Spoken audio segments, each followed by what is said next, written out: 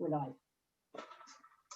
Good evening, ladies and gentlemen. We shall now bring the meeting to order. But before we go any further, I would like to introduce the Mayor's Chaplain, Reverend Ruddick, who will now offer some reflections. Very good evening, everyone. Thank you for having me. I'd like to read from a psalm in these opening prayers for this cycle of the Council's year. The Psalms are the songbook of the Bible. I've chosen Psalm 8, and tonight I'll read the opening verse of that psalm before praying. It's a Psalm of David, Psalm 8, verse 1. Lord, our Lord, how majestic is your name in all the earth. The first word of that psalm, Lord, is in capital letters in most translations. It translates the Hebrew name for God, Yahweh. That's the special name which God gave to his people in making himself known. In the Bible, he is always a God who relates to his people personally. And the Bible teaches that human beings were made to relate, that we are fundamentally relational beings, and that God is a relational God. That is why he gave his people a name by which to know him. So much about this current pandemic strikes hard at that desire to be in relationship, doesn't it? So if I may, I'll lead a prayer now with that in mind. Father God, we pray for those in our borough who are left feeling lonely and isolated during these difficult times. For those who are suffering because of the effect that curtailed relationships have had. Thank you for the testimony of this psalm and of the Bible, that you are a God who made us for relationship and that you made yourself available for relationship through Jesus Christ. Please bless the proceedings of this meeting this evening, and may there be an awareness of the importance of relationships at the forefront of reviewing, debating, and decisions made. In Jesus' name, amen. Right, ladies and gentlemen, if I could ask you to stand so we can observe a minute silence, please. Thank you very much.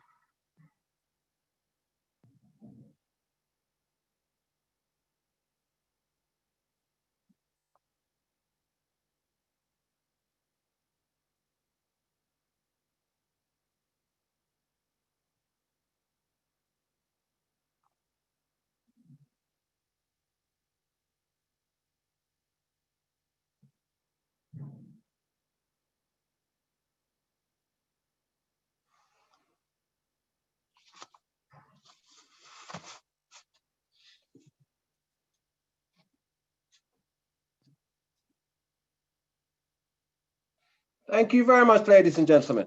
Madam? Thank you. That was in memory of Gordon Henderson Raymond and Mike Mannion, who passed away last month. Thank you and welcome to the virtual meeting of the Council. Members, when you make a speech, the clerk will let you know when you have 1 minute left, and again when your time is up. You will be operating your own microphone.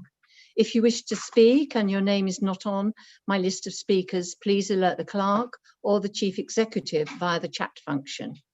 We are managing a large number of members in this Zoom meeting, so please be patient.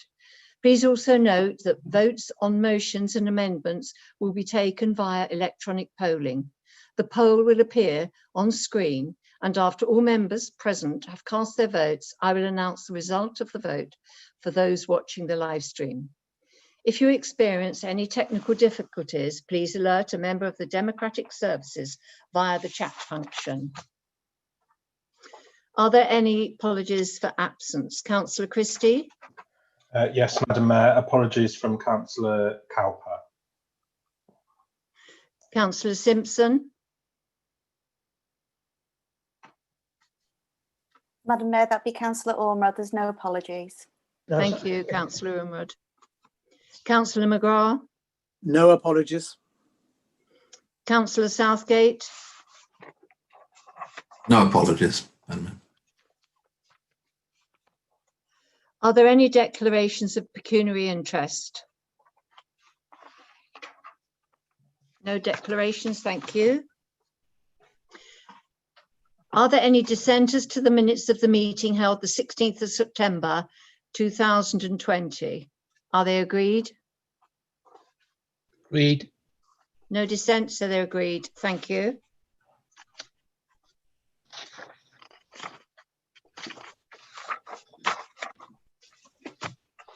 The first item is the election of the leader of the council.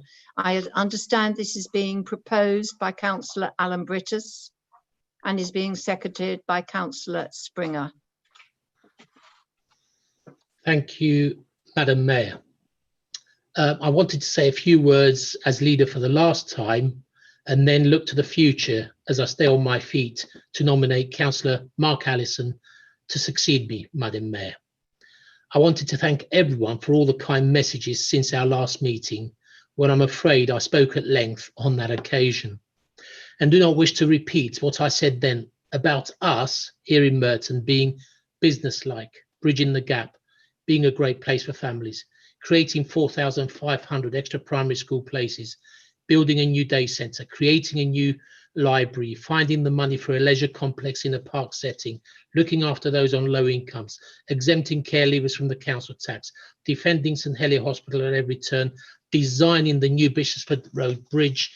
But enough of that list, Madam Mayor, because there is even better news. Since our last meeting, 2 glorious events have taken place. AFC Wimbledon played a match at Plough Lane after an absence of 30 years in their brand new stadium.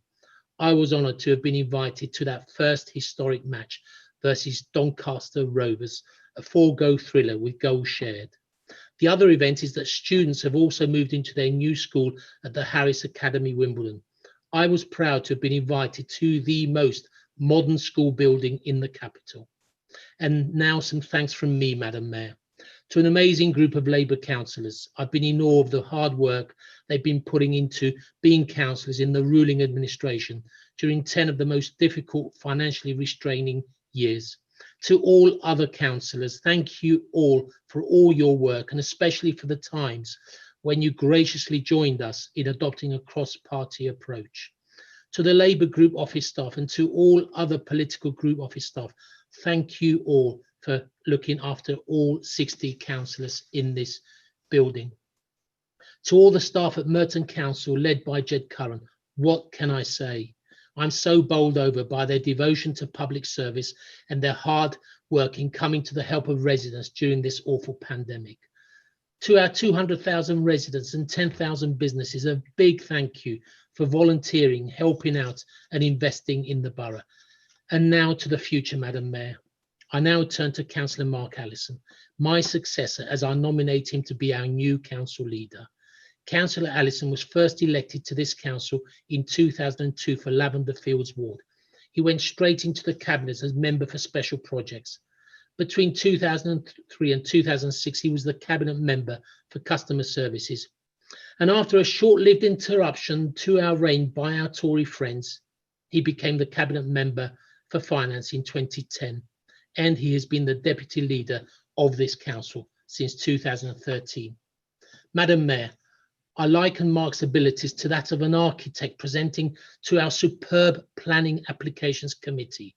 Attention to detail, drawing on a narrative, care for the users, an eye to sustainability, and finally, determination to engage, listen, persuade, and implement, Madam Mayor. In all honesty, Mark has been the architect of our most caring policies, our council tax support scheme for low income and vulnerable households, our investment in adult social care, and our exemption for care leavers from the council tax. I know that Mark and his new cabinet, with his innovative introduction of joint deputies in Councillor Stringer and Pritchard, will build on all our achievements. I wish them all the best as I look on them from the back benches. Finally, Madam Mayor, I will miss being leader but it is the right decision to step down and to give someone else a chance to lead this great borough of ours. And that someone else, Madam Mayor, is my nomination for tonight for the new leader of this council, Councillor Mark Allison. Thank you, Madam Mayor. Thank you, Councillor Alan Brittis. Councillor Stringer, do you wish to speak or reserve your right to speak? I'll reserve my right if that's okay. Thank you. Councillor McLean, do you wish to speak? Thank you, Madam Mayor. May I begin by acknowledging Councillor Alan Brittis' outstanding dedication to public service. And you may recall I spoke also at length when he announced his retirement. Madam Mayor, there will be no vote in electing the leader of the council by all its members. Councillor Allison assumes office on the basis of winning the Labour group leadership, a vote he won with 52 to 48%. But I know he'll only be too happy to support this result without any need for a people's vote. Merton residents will have to wait 18 months for their chance to cast a vote on his leadership, assuming, of course, he lasts that long.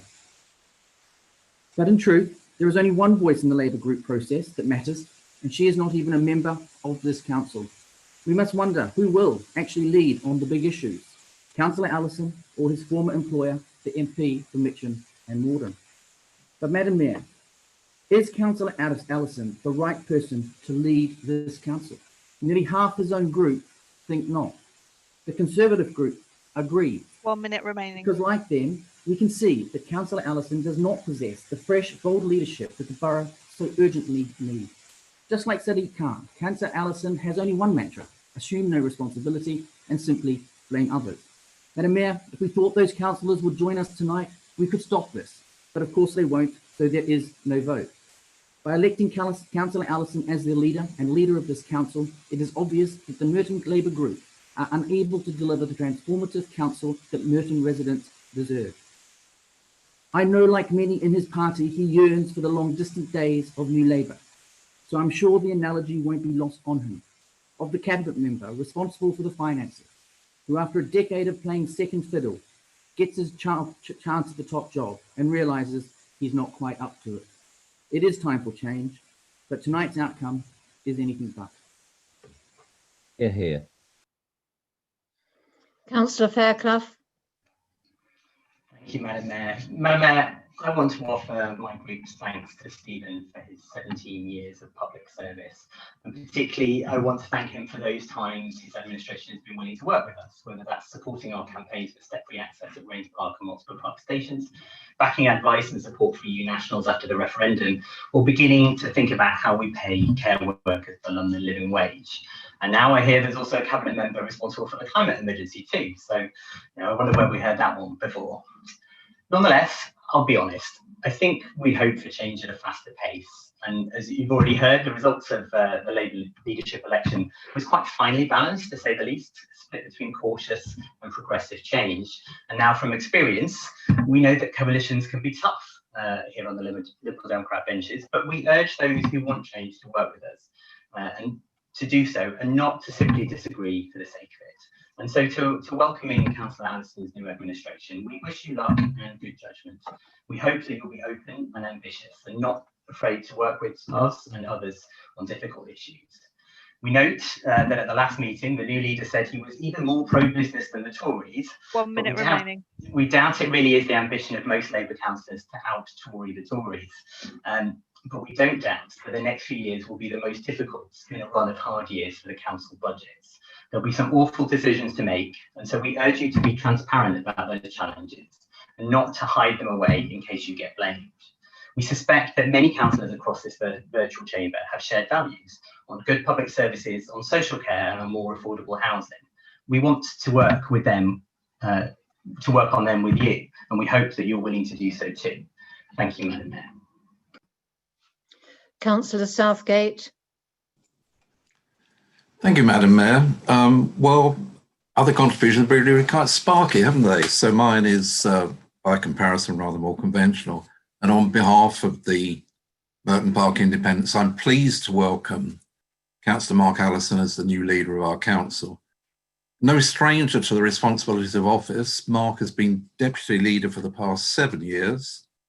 And as holder of the finance portfolio, he and I have shared, I estimate, a total of 240 hours of scrutiny meetings devoted to the budget in that time. So we have some idea of what to expect.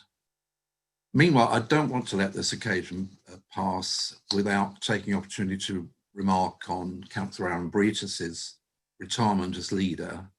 And it has been my privilege, an enjoyable privilege, in fact, to work with Stephen throughout the 10 years he has been the leader, first for minority administration, then from 2014 onwards, a majority.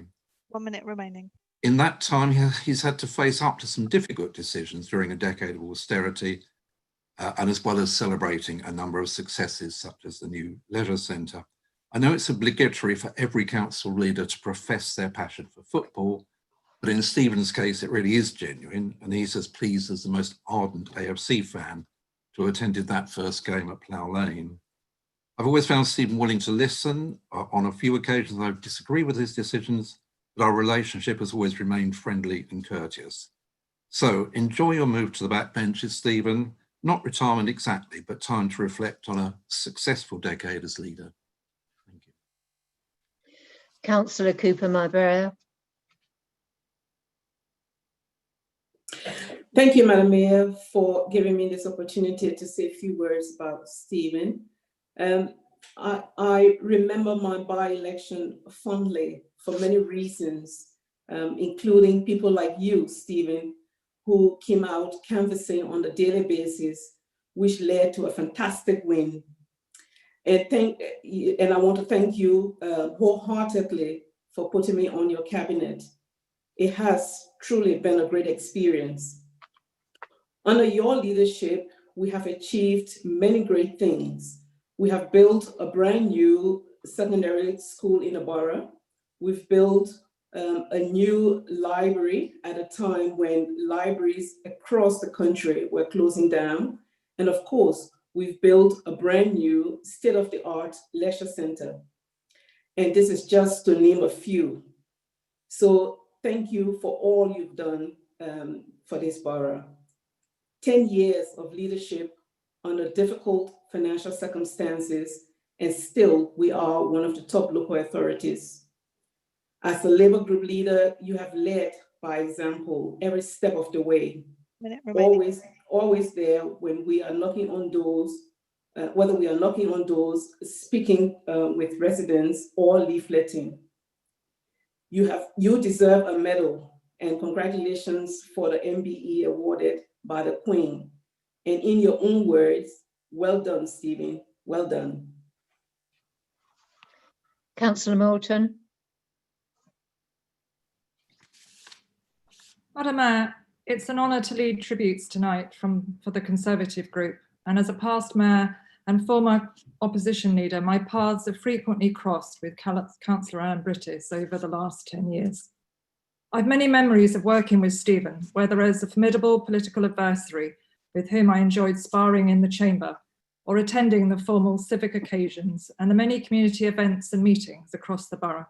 Councillor Britis, I can say that you've often had a knack of ensuring it was a more pleasurable occasion. But Madam Mayor, our leader has, as you know, always prided himself in being businesslike, sometimes to extremes of forgetting who elects us and who we all work for, the residents. And I do recall having to remind him to insert that word, residents, into documents before agreeing to sign a cross-party agreement. However, I have no doubt that whilst we may have disagreed politically, Stephen's always had the best interests of our residents uppermost, and we've both enjoyed working together for the benefit of Merton's residents and for our children and young people. Madam Mayor, both Councillor Williams and Councillor McLean have made their tributes at the last meeting, and I know that another former opposition leader, Councillor Shears, also sends her best wishes tonight. Stephen Hammond, MP for Wimbledon, summed up Stephen's record of leading Merton for 10 years as a record to be proud of. And he says, personally, despite our differences, I was always grateful for his attitude and sensible approach to trying to achieve the best result for local residents. And that meant working with Stephen was always civil, pleasant, and often productive. Madam Mayor, with your permission, I would also like to read out this short letter from another former Merton councillor and friend, and indeed my former colleague in Wimbledon Park Ward, Lord Tariq Ahmad of Wimbledon. His eloquent words provide a great valedictory ending to my tribute this evening. Dear Stephen, I wanted to extend my congratulations on your leadership of Merton over many years. Whilst we sought solutions from different political perspectives and had one or two combative exchanges in the chamber, I always knew that you were a dedicated and devoted councillor who sought with heart, mind and soul to serve all the citizens of our great borough. When you first arrived, your business experience and oratory shone through, and I knew you would be a formidable political adversary. Yet Merton is defined by the essence of being a vibrant and diverse community where friendships are forged, and that's how I see you today, as a friend who showed care, compassion and commitment in your distinguished tenure as leader. As you take your final bow at the helm of Merton, you can do so with pride, knowing that your contributions are both respected and recognised by so many from across Merton. Thank you, Stephen. And on behalf of Sadiqa and myself, to you and your family, our best wishes and prayers for all your tomorrows. Tariq. Stephen, I wholeheartedly endorse those words, and I wish you and your family all the very best. Councillor Chung. Thank you, Madam Mayor. On behalf of my fellow councillor colleagues in Morden Council, I would like to thank Councillor Stephen Allen Burgess for the excellent manner in which he has executed his duties as leader of Morden Council for the past 10 years. Thank you, Stephen. Being businesslike, and focused, steering the council through some very choppy waters. When I first met Stephen in the council chamber, he presented himself as relaxed and self-assured. Stephen came to us as a commissioner for the Equal Opportunities Commission and could be relied on to support equalities and disabilities. I was pleasantly surprised when he took the time out of his busy schedule to visit me when I was in hospital. His visit went some way to assist with my recovery. Thank you, Stephen. Stephen, we shall all cherish your time as leader of Morden, and we wish you the very best in your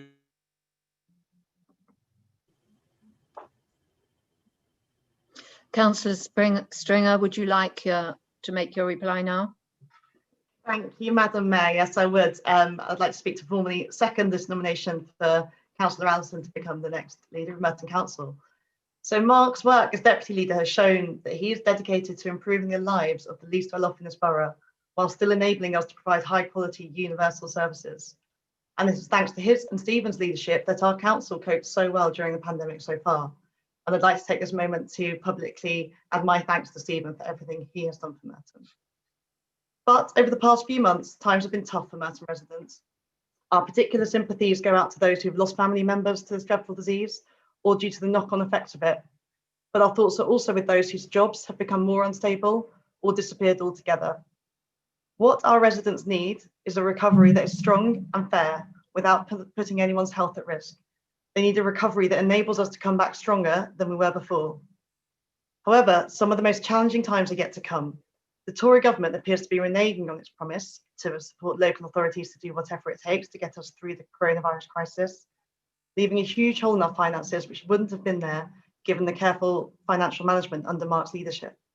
Minute remaining. The rest of Labour Group and I know that we can trust Mark will continue to fight on behalf of the borough's residents to get us out of the other side of this. And I believe that he will work with everyone willing to work with him, so long as they are willing to, like him, put the interests of residents, particularly the most vulnerable residents, first. Madam Mayor, on a personal note, Mark has been always supportive of our work in Abbey, and in those days when we were allowed to, they feel a very long time ago now, he could be regularly seen out speaking to residents on the doorstep in our area. He enjoys listening to individual residents and then working with colleagues to address their concerns. His work with the food bank too shows his commitment to rolling up his sleeves, and it also shows his commitment to our voluntary sector, and I'm optimistic that under his leadership, our partnerships with charities and community groups will grow even stronger. Madam Mayor, I look forward to working with Mark and the rest of the Cabinet and wider Labour Group team and other councillors to support our residents through the rest of this pandemic and the recovery period ahead. And I'm happy to second his nomination. Thank you.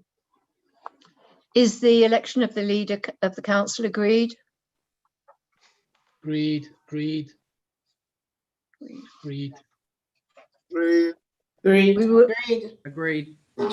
Thank you. Councillor Allison, would you like to say a few words? Yeah, thank you, Madam Mayor. And may I begin by saying what an honour this is. Merton is a great place, so this is an enormous privilege. It's also a privilege to follow in great footsteps. Stephen has given a decade of his family's life to delivering for Merton. In that time, the council has gained national recognition for being businesslike and efficient and supporting the most vulnerable when they need us. Under his leadership, every Merton secondary school has been rated good or outstanding, and we continue to provide full council tax support to those in need. Fittingly, it's only a few days since we saw Afc Wimbledon open its doors, and I was one of the many fans who were thrilled to see Afc Wimbledon back in Plough Lane. Both events delivered as part of our vision for the borough, and both thanks to Stephen's drive. And these are on top of a new library and a new leisure centre and thousands of new homes, all of which have been built with him as leader and me as deputy. My administration will share these values, still businesslike, but businesslike for a purpose, caring and compassionate, there to help when you need us. As leader-elect, I've ensured we fund free school meals and internet access for children who need it. We've extended council tax support, and I've campaigned to prevent those who are too poor to pay ending up in prison. Those are my values, and my values will be at the heart of this administration. Through my work at the council and at the food banks where I volunteer, I've seen extraordinary efforts by so many people in our community. And so I'm proud to announce that next week, I will launch Merton Together, a joint campaign with our partners to come together to support our residents. Merton Together. And together means being more inclusive. My wife and son are mixed race, and I live in a mixed race family. The events of this year, from George Floyd to the treatment of black footballers, have made us even more determined to fight for diversity and justice. These are my values and will be at the heart of my administration. Merton Together. So I'm delighted to announce today the most diverse and ambitious cabinet in Merton's 55-year history. 2/3 women, more than half from an ethnic minority, joint deputy leaders for the first time, and a cabinet member with the climate emergency in their title. Continuing on cabinet will be joint deputy leader and member for children and education, Ellie Stringer, culture, leisure and skills, Caroline Cooper-Marbia, housing, regeneration and the climate emergency, Martin Welton. Joining cabinet will be joint deputy leader and member for performance, recovery and the economy, Owen Pritchard, women and equalities, Marcy Skeet, adult social care and public health, Rebecca Lanning, the local environment and green spaces, Natasha Irons, and partnerships, public safety and tackling crime, Agatha Akijina. And finally, I'm pleased to say, returning to cabinet for finance will be Tobin Byers. I also have 5 new Merton champions: champion for fighting food poverty, Joan Henry; champion for older people, Mary Curtin; champion for armed forces, Dennis Pearce; champion for fair trade, Ben Butler; and champion for culture, Linda Kirby. We thank those who are leaving. Merton is a better place for their efforts. And I have an amazing team. We have a lot to get through, particularly to get through the pandemic and help those who are facing a difficult winter. And as leader of the council, I intend to celebrate our great community in all its diversity. Merton Together, a great place, a great community, and I'm humbled to be its leader. Thank you, Madam Mayor. On to the announcements. Does the leader have any announcements? No. Right. The following would like to say a few words to thank Rachel Wardell. Councillor Stringer. Thank you, Madam Mayor. So, Madam Mayor, Rachel Wardell is leaving us after 2.5 years at the helm of the best children's schools and families department in the country. And I know that I speak with the support of councillors of all parties when I thank her for all of her work, particularly on behalf of the other cabinet members she's worked closely with, Councillors Broad and Cooper Marbio. But most importantly, I'm speaking on behalf of the babies, children, mothers, fathers, carers, foster carers, teachers, and many other staff across the borough that support and educate Merton's children. Rachel has been a tireless champion of ensuring that our children and families get the support that they need and deserve, and that staff are supported to do the best they can, and so our young people are able to achieve their greatest potential. Personally, I have learned so much from her and have a great admiration for her calm, authoritative, and collaborative manner. Madam Mayor, we are sad to see Rachel go, and Surrey is lucky to have her. I'm incredibly glad that she was here to lead us through our recent Ofsted inspection, and I look forward to sharing their observations of the impact of her leadership when they're published later this week. Rachel, you're always welcome back to Merton, see how the plans that you've put in place are progressing. But for now, thank you for everything you've done. Thank you, Madam Mayor. Councillor Ormerod. Thank you, Madam Mayor. I'd personally like to thank Rachel for her services to Merton's children and young people, both from myself personally and from the Conservative group. Rachel, I will miss our catch-ups and meetings, which we've continued throughout 2020, although sadly no longer physically face-to-face. But we've done okay though. You have showed the utmost professionalism in your role, have regularly been patient and continuously receptive to new ideas. My own experience is that you are a very hardworking lady who knows all areas of your portfolio.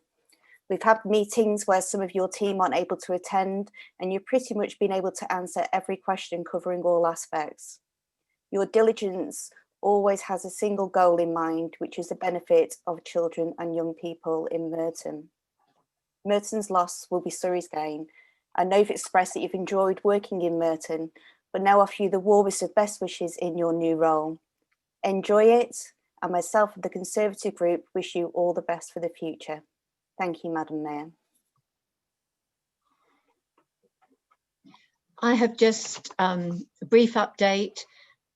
I have managed to escape all the Zoom meetings I have, which can be 3 or 4 a day, to get into 2 schools, which was lovely, absolutely wonderful. And one school's designed my Christmas card, and of course it had to be my ex-school, and I'm delighted with that. We are having online events, and some of you supported it. Thank you very much. There will be an online raffle. And I think this is the first very quick introduction to you, which are available, and beware of Carl because he's around the building. A mayor's calendar on behalf of her 2 charities, but showing plenty of pictures of the 2 charities, and that will be available for sale if you're interested. Thank you. I now have a presentation to make.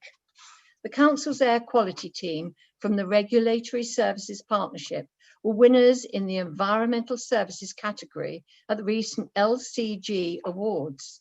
This was for the work they did on pioneering the world's first low emission zone for construction. We have representatives from the team on this Zoom call, and I'd like to congratulate them on behalf of the Council.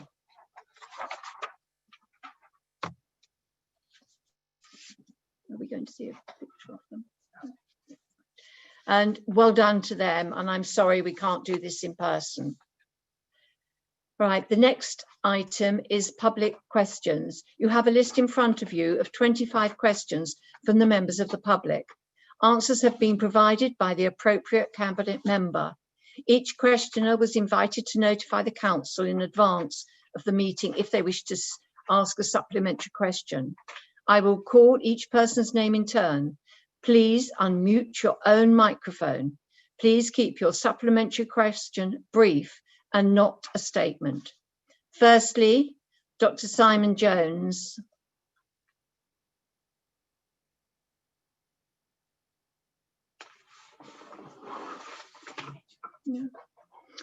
Daniel Good. Pardon, apologies. Oh, I beg your pardon. Mute Do on come that in. setting. I had to be promoted to panelist. Apologies, Madam Mayor. No, I apologise, Dr. Jones. Sorry. It's my first time speaking at a meeting. Am I to understand that I should repeat the original question that was submitted and answered in writing? No, just add your supplementary, please. Supplementary question. Yeah. Okay. I note in the answer that there are mentioned a number of local campaigns to encourage patients to present early, and I'm wondering if those could be related. This is to encourage patients who have not been presenting themselves for diagnosis through GPs and other secondary care. I understand the council's running a number of local campaigns to encourage this. Councillor Lanning. Sorry. Thank you, Dr. Jones, for your supplementary question. I think it's a very important one in the context of COVID that we are improving access to raising awareness of initiatives to ensure that people are able to access high quality care. As you'll know, the services provided that were noted are via the health service, who we work very closely with in order to deliver those awareness raising campaigns. And we do so via the Health and Wellbeing Board. Thank you. Thank you. Daniel Good. Hello, can you hear me?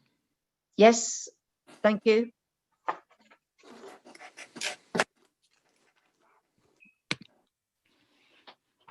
Hello, can you hear me?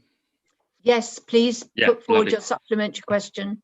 Certainly. I submitted a question about the wall in Ravensey Park that's to be removed in Mitcham Bridge for Mitcham Bridge. My question actually wasn't answered at all. None of the points were in fact answered. So I'm going to ask this question again to the Cabinet Member for Housing, Regeneration and Climate Emergency, and I'd really welcome a specific response to my specific question. Please provide specifics regarding what official investigations by experts have been done to check if the wall to be removed in the Bishopsford Mitcham Bridge rebuild is the last remaining extant structure from the house and estate that once stood on the Ravensby Park site, and therefore its age and historic importance. I'd like to thank Councillor Welton, please. Thank you.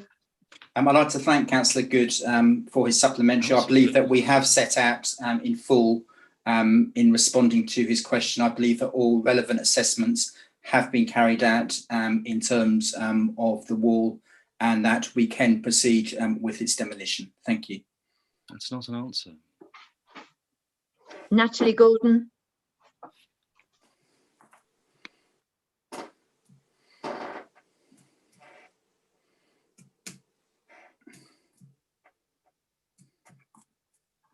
Hello, hi, can everyone hear me okay? Yes. Great, thank you very much.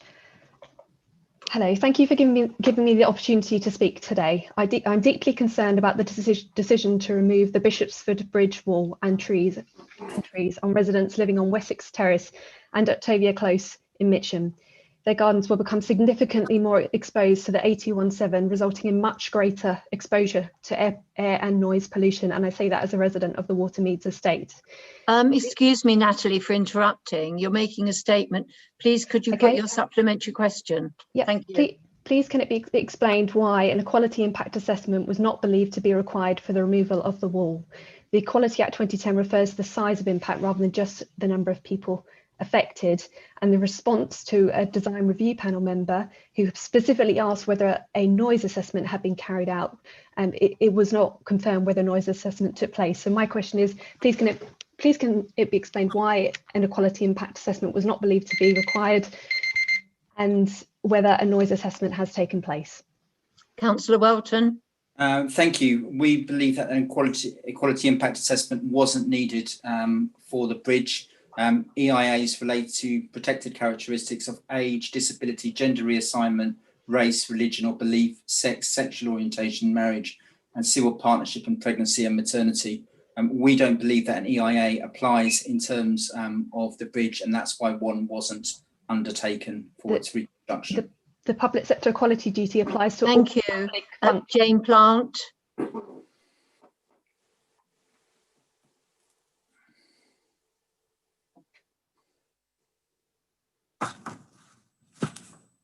Hello. My question number 10 about tree assessment was not answered, as none of the documents or policies referred to in the answer address the assessment of the true monetary value of trees to the environment. I repeat, will forthcoming policies address this issue, for example, using iTree and CAVAT? Thank you. Councillor Welton. I'd like to thank Jane Plant for her supplementary. I don't have the full answer in terms of her question, but we will write back to her with a further response. Thank you. Thank you. And finally, Charles Barrable.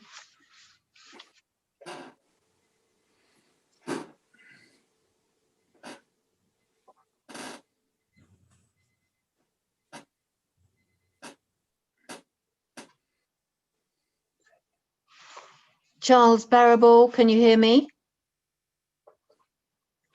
Have you got your supplementary question? Thank you. Will the Cabinet member look forward to the many users of wheeled appliances enjoying the flushed, dropped curbs wherever they are installed, accessing paths, pavements and rights of way? Councillor Welton. Well, obviously we do look at these issues very closely, and obviously if he's got specific areas in mind, please let me know. I know he has raised one with me recently, and I have responded, but do get in touch if you believe there are areas where we need to make adjustments. Thank you. Thank you. We now move on to item 7, Councillors' questions to Cabinet members. These have been published along with the responses from Cabinet members. I will read out each member's name in order they appear on the agenda and invite you to ask a supplementary question. Please ensure all supplementary questions are brief and not a statement. We will get through as many as possible in 15 minutes. Firstly, Councillor Anderson.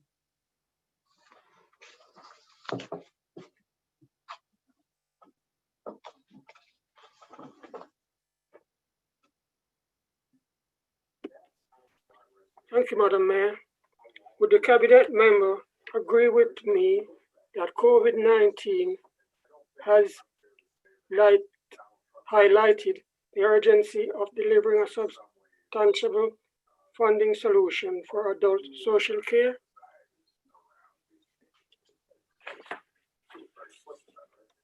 Thank you, Councillor Addison. I entirely agree, and I think that the government recognises this too. I think you'll recall that it was just 3 years ago that the Health Secretary pledged to publish a green paper on adult social care that we're still waiting to see. And similarly, last year, the Prime Minister stood on the steps of Downing Street and committed to fixing the social care crisis once and for all.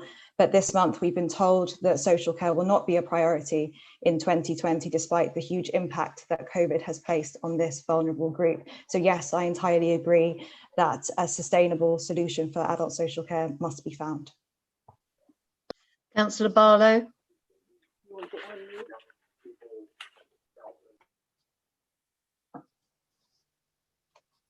Thank you, Madam Mayor. Thank you to the leader for his answer. Could the leader place on record any allegations he'd like to make about the independence of the independent reconfiguration panel?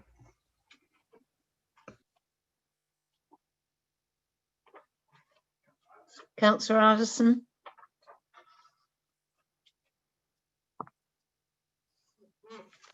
Apologies, Madam Mayor, just a Zoom problem there. The only allegations that I have about the independent review panel is that we allege that they've come to the wrong conclusion.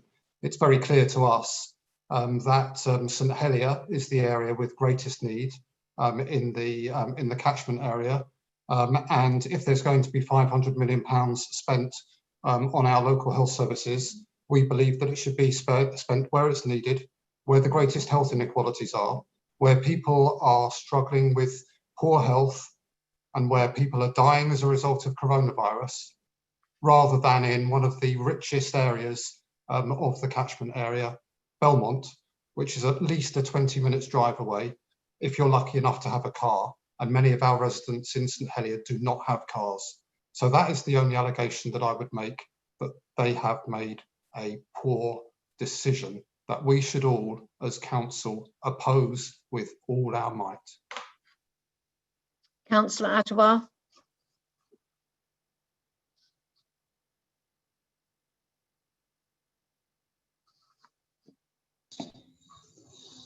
Thank you, Madam Mayor. I have a supplementary. I'd like to ask the Cabinet member, as COVID-19 has highlighted the stark inequalities that exist across the borough, does the Cabinet member agree it's more important than ever that the Council continues to commit to bridging the gap?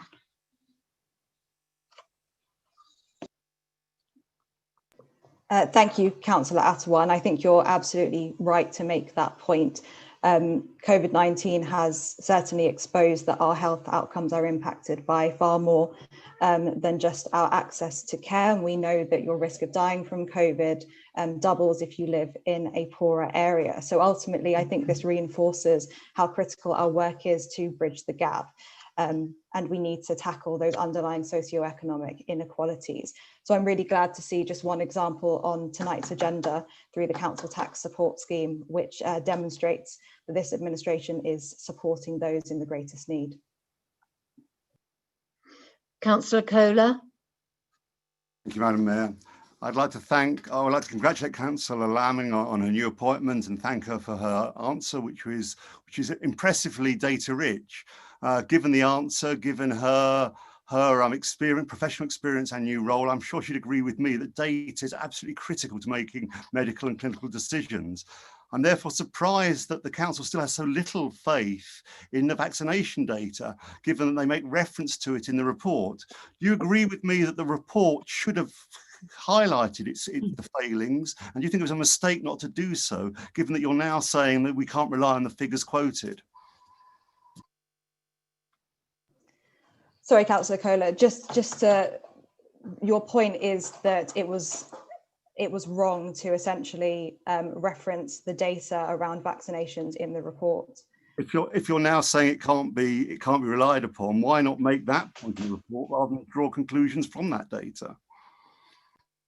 I think ultimately what I would say about that is that, Councillor Kohler, you'll be completely aware that there is a multitude of different data sets that will be used, and obviously what is used in the public health team, what's used by NHS England will also be different. We have to rely on the data that we have been provided with ultimately in order to be able to make our decisions. And I think the point ultimately around vaccination data is that we obviously oversee the NHS in providing certain services, and that is our role from sort of a statutory function, and we have to accept that vaccination data. Thank you. Councillor Curtin.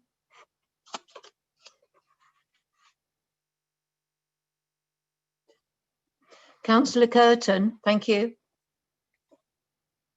You need to unmute, Councillor Curtin. Thank you, Madam Mayor. Can you hear me? Yes. Thank you.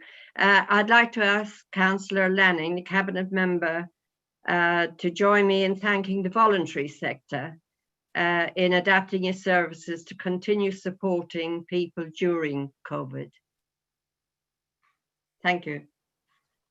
Thank you, Councillor Curtin, and I would certainly like to join you in thanking the fantastic and vibrant voluntary sector that we have here in Merton, and I agree that its response to the pandemic has been incredibly impressive. They have adapted their services very quickly and ably to ensure that people can access the community hub, and for those who haven't been able to do so, that contact has been maintained with them.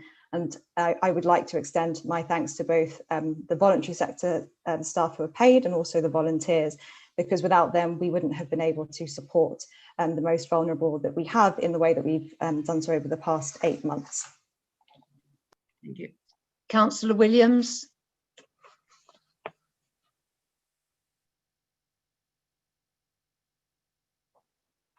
Thank you, Madam Mayor. It was a question under the strategic theme, I thought. So thank you for this reply regarding the location of services. all councils received an update from the South West London CCG on the 9th of November detailing how resources are being marshalled in response to COVID-19 by creating specialist hubs for general surgery, gynecology, urology, etc. And transferring patients between them. Does the Cabinet member believe it's wrong to this approach to give patients the best possible outcome for surgery? And has she written to the CCG complaining about their medical decisions?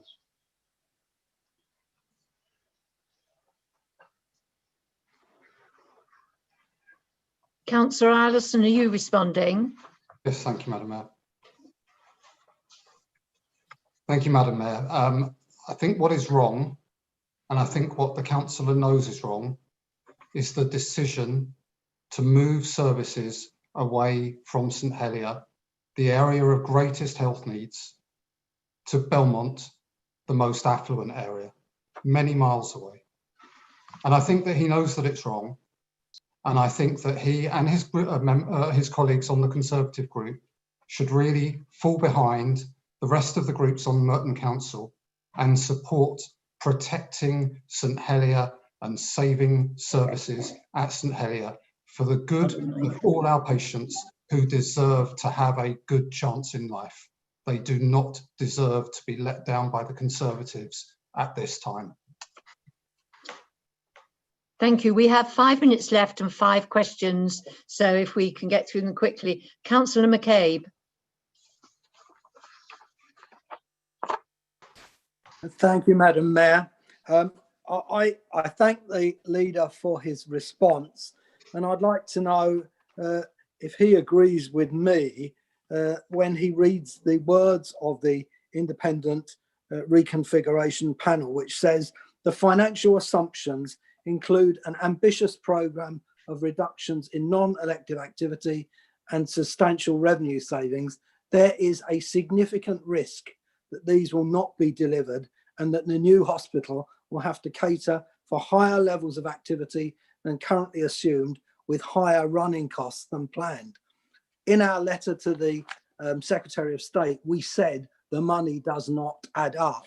Doesn't this demonstrate that the independent reconfiguration panel have reached the same conclusion about the finances?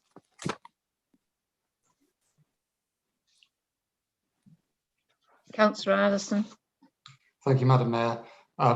Councillor McCabe asks me whether I would agree with him.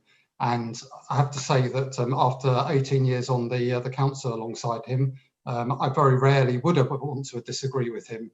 I completely agree with the points that he's made, and he's very distinguished on this matter. He's represented the council for many years on joint health scrutiny and as chair of the Healthier Communities panel. So when he speaks, people should listen. So yes, I agree with him.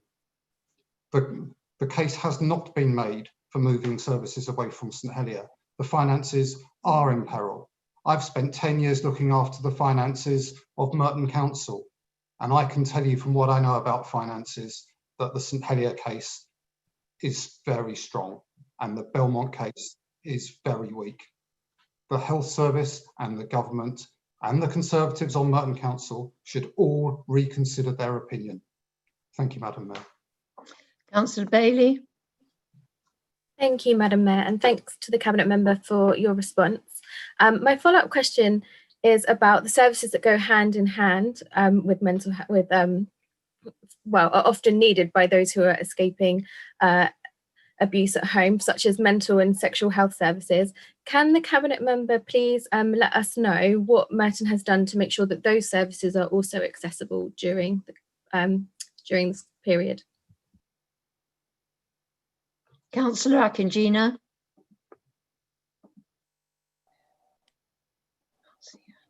Thank you, Councillor Bailey, for your question. I'd like to thank you for your question, the supplementary question again.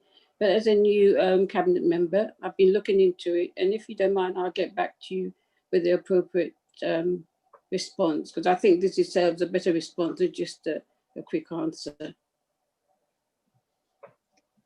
Councillor Omar Bush. Thank you, Madam Mayor.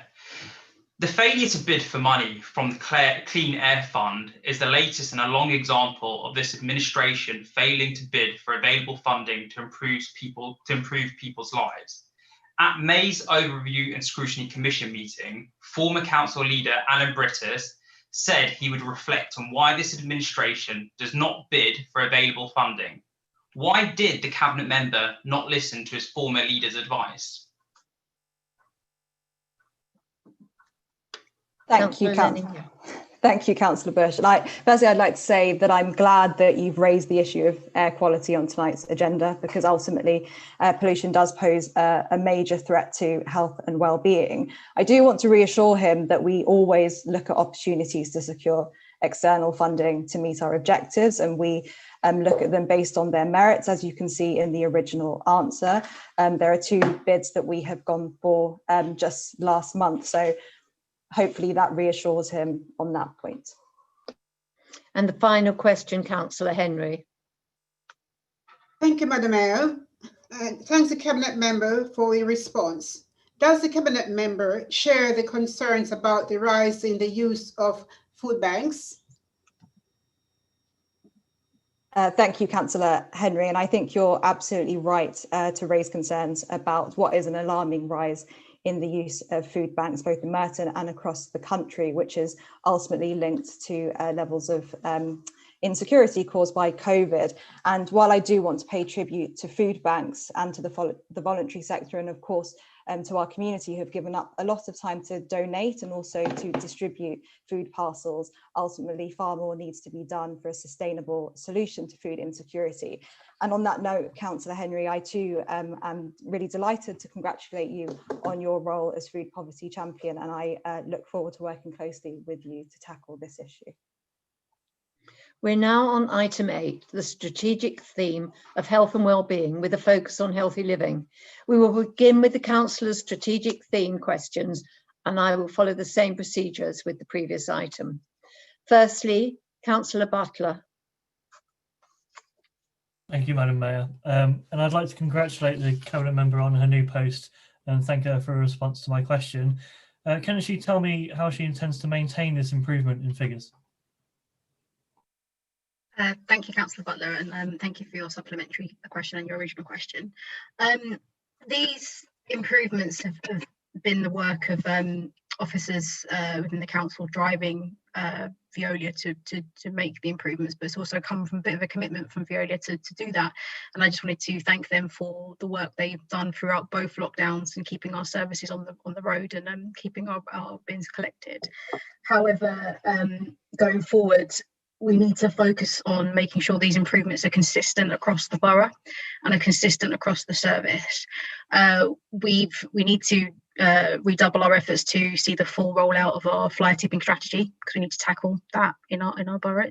It's a national issue, but it's something we obviously are all impacted by, and we need to put a lot further focus on street cleansing and making sure that's consistent across the borough. And we're also looking to tackle issues around flats above shops and the way that they manage their waste. So we have a lot of packed agenda and priorities, but we're definitely be still driving for improvements. Councillor Ormerod. Thank you, Madam Mayor. What would be the view of the Cabinet Member for an application for flats to replace the existing shop units at Centre Court? I'd like to thank Councillor Ormerod for his supplementary. In terms of Centre Court, as she is aware, the shopping centre is currently up for sale. We will be later on tonight debating the Wimbledon supplementary planning document, and within that document there is a limit in terms of 12 stories. The proposals that have been put forward from Centre Court owners, Aberdeen Asset Management, in terms of its sales are unacceptable to the council. What we do want on that site, if it is sold, is a mixed development. Maybe it is residential that is included as well, but it's got to fit in with the surrounding area. Thank you. Councillor Brunt.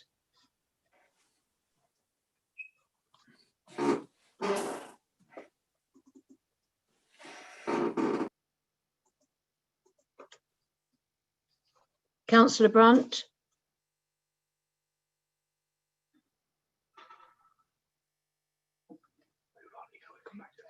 Okay, Councillor Bakari. Thank you, Cabinet Member, for your answer, but your answer does not clearly address the question in regards to the 200 asylum seekers who are currently in temporary accommodation in Merton having a right to work. It's interesting that Merton have been awarded the Borough of Sanctuary, but why? The City of Sanctuary movement supports the Lift the Ban campaign. Will you do so publicly? And can you provide clear evidence that the Borough upholds the Sanctuary pledge? How many asylum seekers are unaccompanied children or young adults? Have they been supported by Merton? How many asylum seekers together have been given mental health, educational or language support?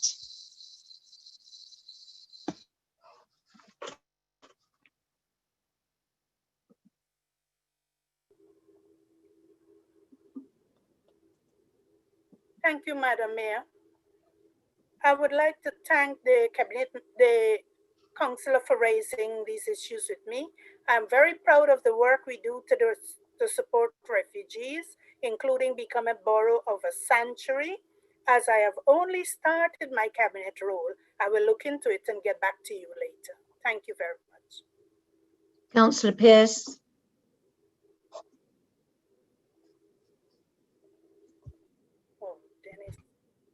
Yeah, I'm trying. Thank you, Madam Mayor. We can hear you, yes. Does the Cabinet Member agree with me that it is vital to reach out to different communities we have in Merton so that they do not feel underrepresented or forgotten during the course of this pandemic?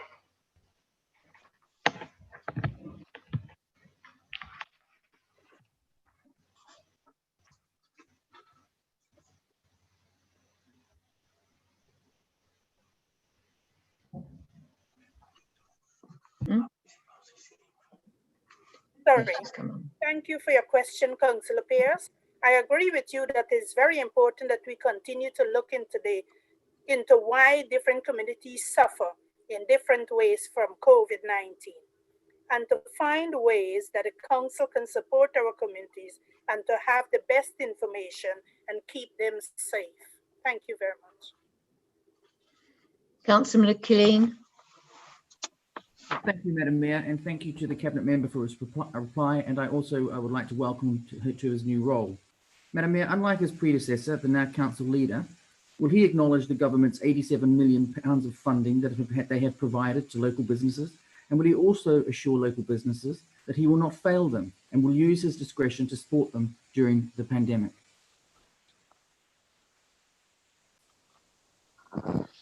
Well, I'd like to thank him for his answer, for his question and for his supplementary question, and thank him for his kind words.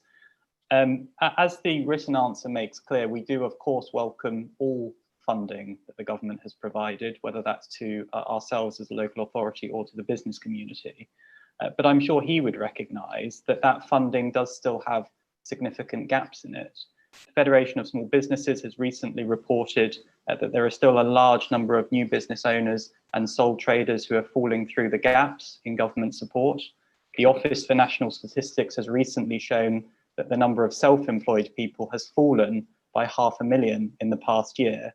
And the CBI has recently called for far more focused support on certain sectors who are still not benefiting from the government's packages. So whilst I do welcome the government's support for businesses, I would urge him to join myself and the leader in calling for more support. And of course, I will do everything I can to ensure that the support we do get is distributed as quickly as possible, as it was over the summer. Councillor Christie. Thank you, Madam Mayor, and thank you to the Cabinet Member for his answer. If I could ask him, what is the Council doing to ensure that those rough sleepers who have been accommodated during the pandemic are not forced back onto the streets again once the emergency support ends? I'd like to thank Councillor Christie for his supplementary. It's important that we do give those rough sleepers all the support we need. I am concerned myself about those who have no recourse to public fund in terms of their future accommodation needs, because the government has not provided the funding, but also as well in terms of rough sleepers, providing the wraparound support for those who have mental health issues, drug and alcohol addictions, but also as well ensuring that they are housed in more permanent solutions and giving them all those options that are available to them. We do want to see the end of rough sleeping. It's something that I feel is incredibly important, and we do need to give them all the support that they need. Thank you. Councillor Gretton. Thank you, Madam Mayor, and thank you to the Cabinet Member for Finance for acknowledging that for some reason the Council chose to omit references to Robert Jenrick's £7 or £8 million of extra funding when the Council publicised its own numbers. But could the Cabinet Member for Finance explain how it's possible for the Council to call itself businesslike when the previous Cabinet Member for Finance, who's now been promoted to Leader of the Council, doesn't seem to know the difference between a surplus and a deficit, and doesn't seem to have any idea as to whether the Council closed its books for the last financial year with a surplus or a deficit? Well, I'd like to thank Councillor Gretton for his question and for his supplementary question. I think it's quite clear that my predecessor and the now Leader of the Council has done an absolutely outstanding job on the Council's finances over the past 10 years. It's been a decade in which the coalition and then the Conservative government has absolutely decimated local government support. We've seen millions and millions and millions slashed from our budget. And Councillor Allison and indeed Councillor Alan Bretis have ensured that not only have we been able to protect frontline services, we've been able to invest millions more into adult social care. We've been able to build a new library, a new leisure centre, and indeed support Afc Wimbledon in their return to the borough. So my predecessor and the now Leader of the Council has always taken a business-like approach, and I will endeavour to follow that lead as I now take on the portfolio. Councillor Adam Bush. Thank you, Madam Mayor. Can I start by thanking the Cabinet Member for acknowledging that the Council has overstated its deficit by over £14.5 million. Will the Cabinet Member for Finance apologise to the Wimbledon Times for the Council Leader having misled the Council's finances by overstating the deficit and without showing it through additional finance? Well, I thank him for his question and his supplementary question. I wasn't aware that I had acknowledged, as he put it, that omission or oversight, but perhaps he's read the answer slightly differently to the way that it was written. Madam Mayor, this year has been unprecedented, and as I'm sure all colleagues will appreciate, and the financial forecasting that takes place from month to month represents ultimately a single point in time. It cannot be taken in isolation. And indeed, if one was to go back to the government's forecasts, one would see that they have changed throughout the last 9 or 10 months as the situation has changed. The written response that was provided makes clear that actually a significant amount of the reduction that's been achieved in recent months has been down to the work that the Council has done in order to bring down costs. And I would hope that Councillor Bush would join me in congratulating both Councillor Allison and our Council officers for the work that's gone into this, to ensuring that the deficit is as low as it possibly can be at this point in time. Councillor Brandt, are you there to ask your question?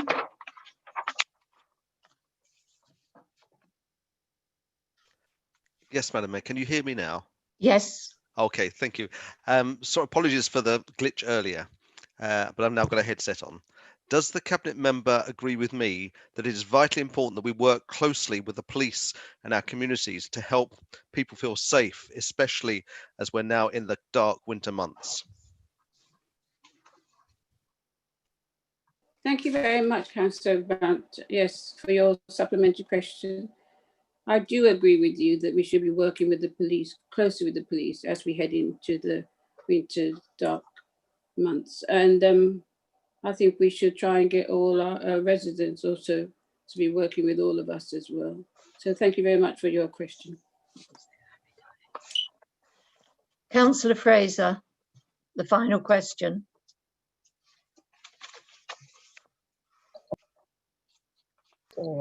Thank you, Madam Mayor. And thanks to the Cabinet member for answering my question. I've got a supplementary. Can the Cabinet member please update us on Ofsted's recent visit to our children's centres? Thank you. Thank you, Councillor Fraser, for your question and your supplementary, and I'll be quick. And as I mentioned earlier, yes, we were lucky, if that is the right word, to be one of the first local authorities to receive a visit, again, if that's the right word, from Ofsted in early October. So their interest was quite wide and all-encompassing, but particularly into how our social care system have been able to continue to deliver child-centred practice and care, given the impact of COVID on so many aspects of our lives and ways of working. I'd like to thank all the department staff and the partners beyond the council who were involved in the inspection, thanking them for the effort they put into responding to the inspectorate's questions with honesty and diligence about the work we are doing, the outcomes we're delivering, and the areas we're pushing ourselves to do better. I can't say much more than that, but we expect the HMI's letter to be published on Friday this week, and I look forward to sharing it with colleagues. Thank you.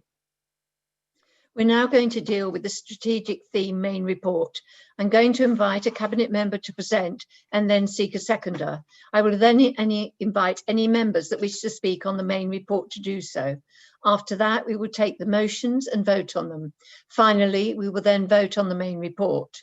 Councillor Lanning, please present the strategic theme report. Thank you, Madam Mayor. I'm grateful for the opportunity to move tonight's strategic theme report on health and wellbeing, for which I must first extend my thanks to Councillors Allambritis and Byers, for this report highlights just part of their legacy in driving health in all policies, and I'm grateful to them both for both their leadership and their support. Madam Mayor, I'm sure you will agree that this report could not come at a more important time, for we cannot escape the new reality that COVID-19 presents to our individual life, our communities and our collective future here in Merton. And that is why, Madam Mayor, I must also begin by thanking our extraordinary public health team, our social care team, our voluntary sector partners and our local NHS partners, all of whom are working seamlessly and tirelessly around the clock, both on the front line and behind the scenes to keep us safe. Madam Mayor, they're not only safeguarding the most vulnerable in our community, but going further still, to deliver a sense of continuity, calm and stability in the face of this extraordinary uncertainty. Madam Mayor, this pandemic has cut both lives and livelihoods painfully short. And so too has it exposed unacceptable inequalities in our society. But Madam Mayor, we must ask ourselves, are these inequalities really so new? When the government ignored our calls for a fair funding settlement for adult social care, was the level of injustice faced by our young people with learning disabilities, or our parents or our grandparents with dementia in care homes felt any less acutely than it is now?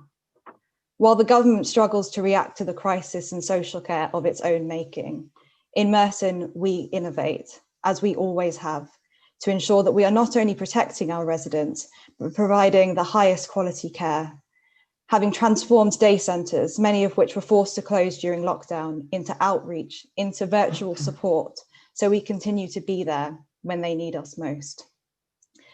And Madam Mayor, when the government repeatedly refused to provide free school meals this half term, it highlighted a legacy of inaction in tackling food insecurity, having governed over a 74% increase in food bank use across the past 5 years. But here in Merton, we weren't going to let our most vulnerable children go to bed hungry. We were going to build on our commitment to tackle food poverty, which won us an award just 3 years ago.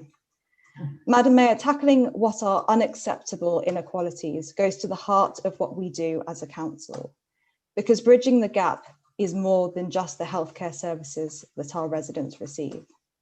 With more than 80% of our health outcomes driven by social, economic and environmental factors, if we want to improve the health of our residents and close the gap between the East and the West, we have a duty to use all the levers at our disposal to improve their lives. That means the air they breathe, their access to employment, and the quality of their homes. Because these health inequalities are not new. The disproportionate impact of COVID on BAME communities, on people living in poor areas and those in low-paid jobs, simply reflects the government's failure to tackle these glaring inequities year on year.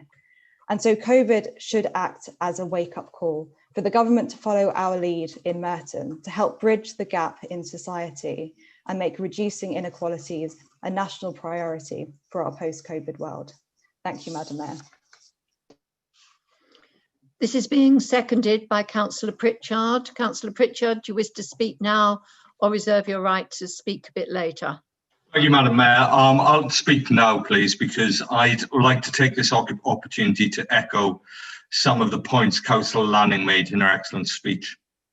Like us all, I've had a lot of time for reflection recently, and when I look at the last 12 months, I've been reminded of three things, really. First, that people are innovative, adaptable and resilient, traits so wonderfully demonstrated and spoken of by our council staff, volunteers and Merton's residents. Second, as Reverend David said tonight, people need each other. Some people respond well to that need, whether it's because of talent, attitude or opportunity. Some people really do just step up to the plate. But most of us just muddle on and do the best we can and be thankful our situation is not worse. Third, these last 12 months have reminded me of the inequality at the heart of our society. That is the truth that underpins this report. This council has a great track record of trying to tackle this issue, but it cannot do it alone. I was once told that there are only two types of political parties, the local and the national. I've never felt this to be more the case. For all the rhetoric of being in it together, levelling up and doing whatever it takes, we have never been further apart in demonstrating the will to tackle growing inequality. Over the next 18 months, I will work with officers and residents to ensure that we put in place plans to learn from the crisis, innovate, and build our council and our community better than it was.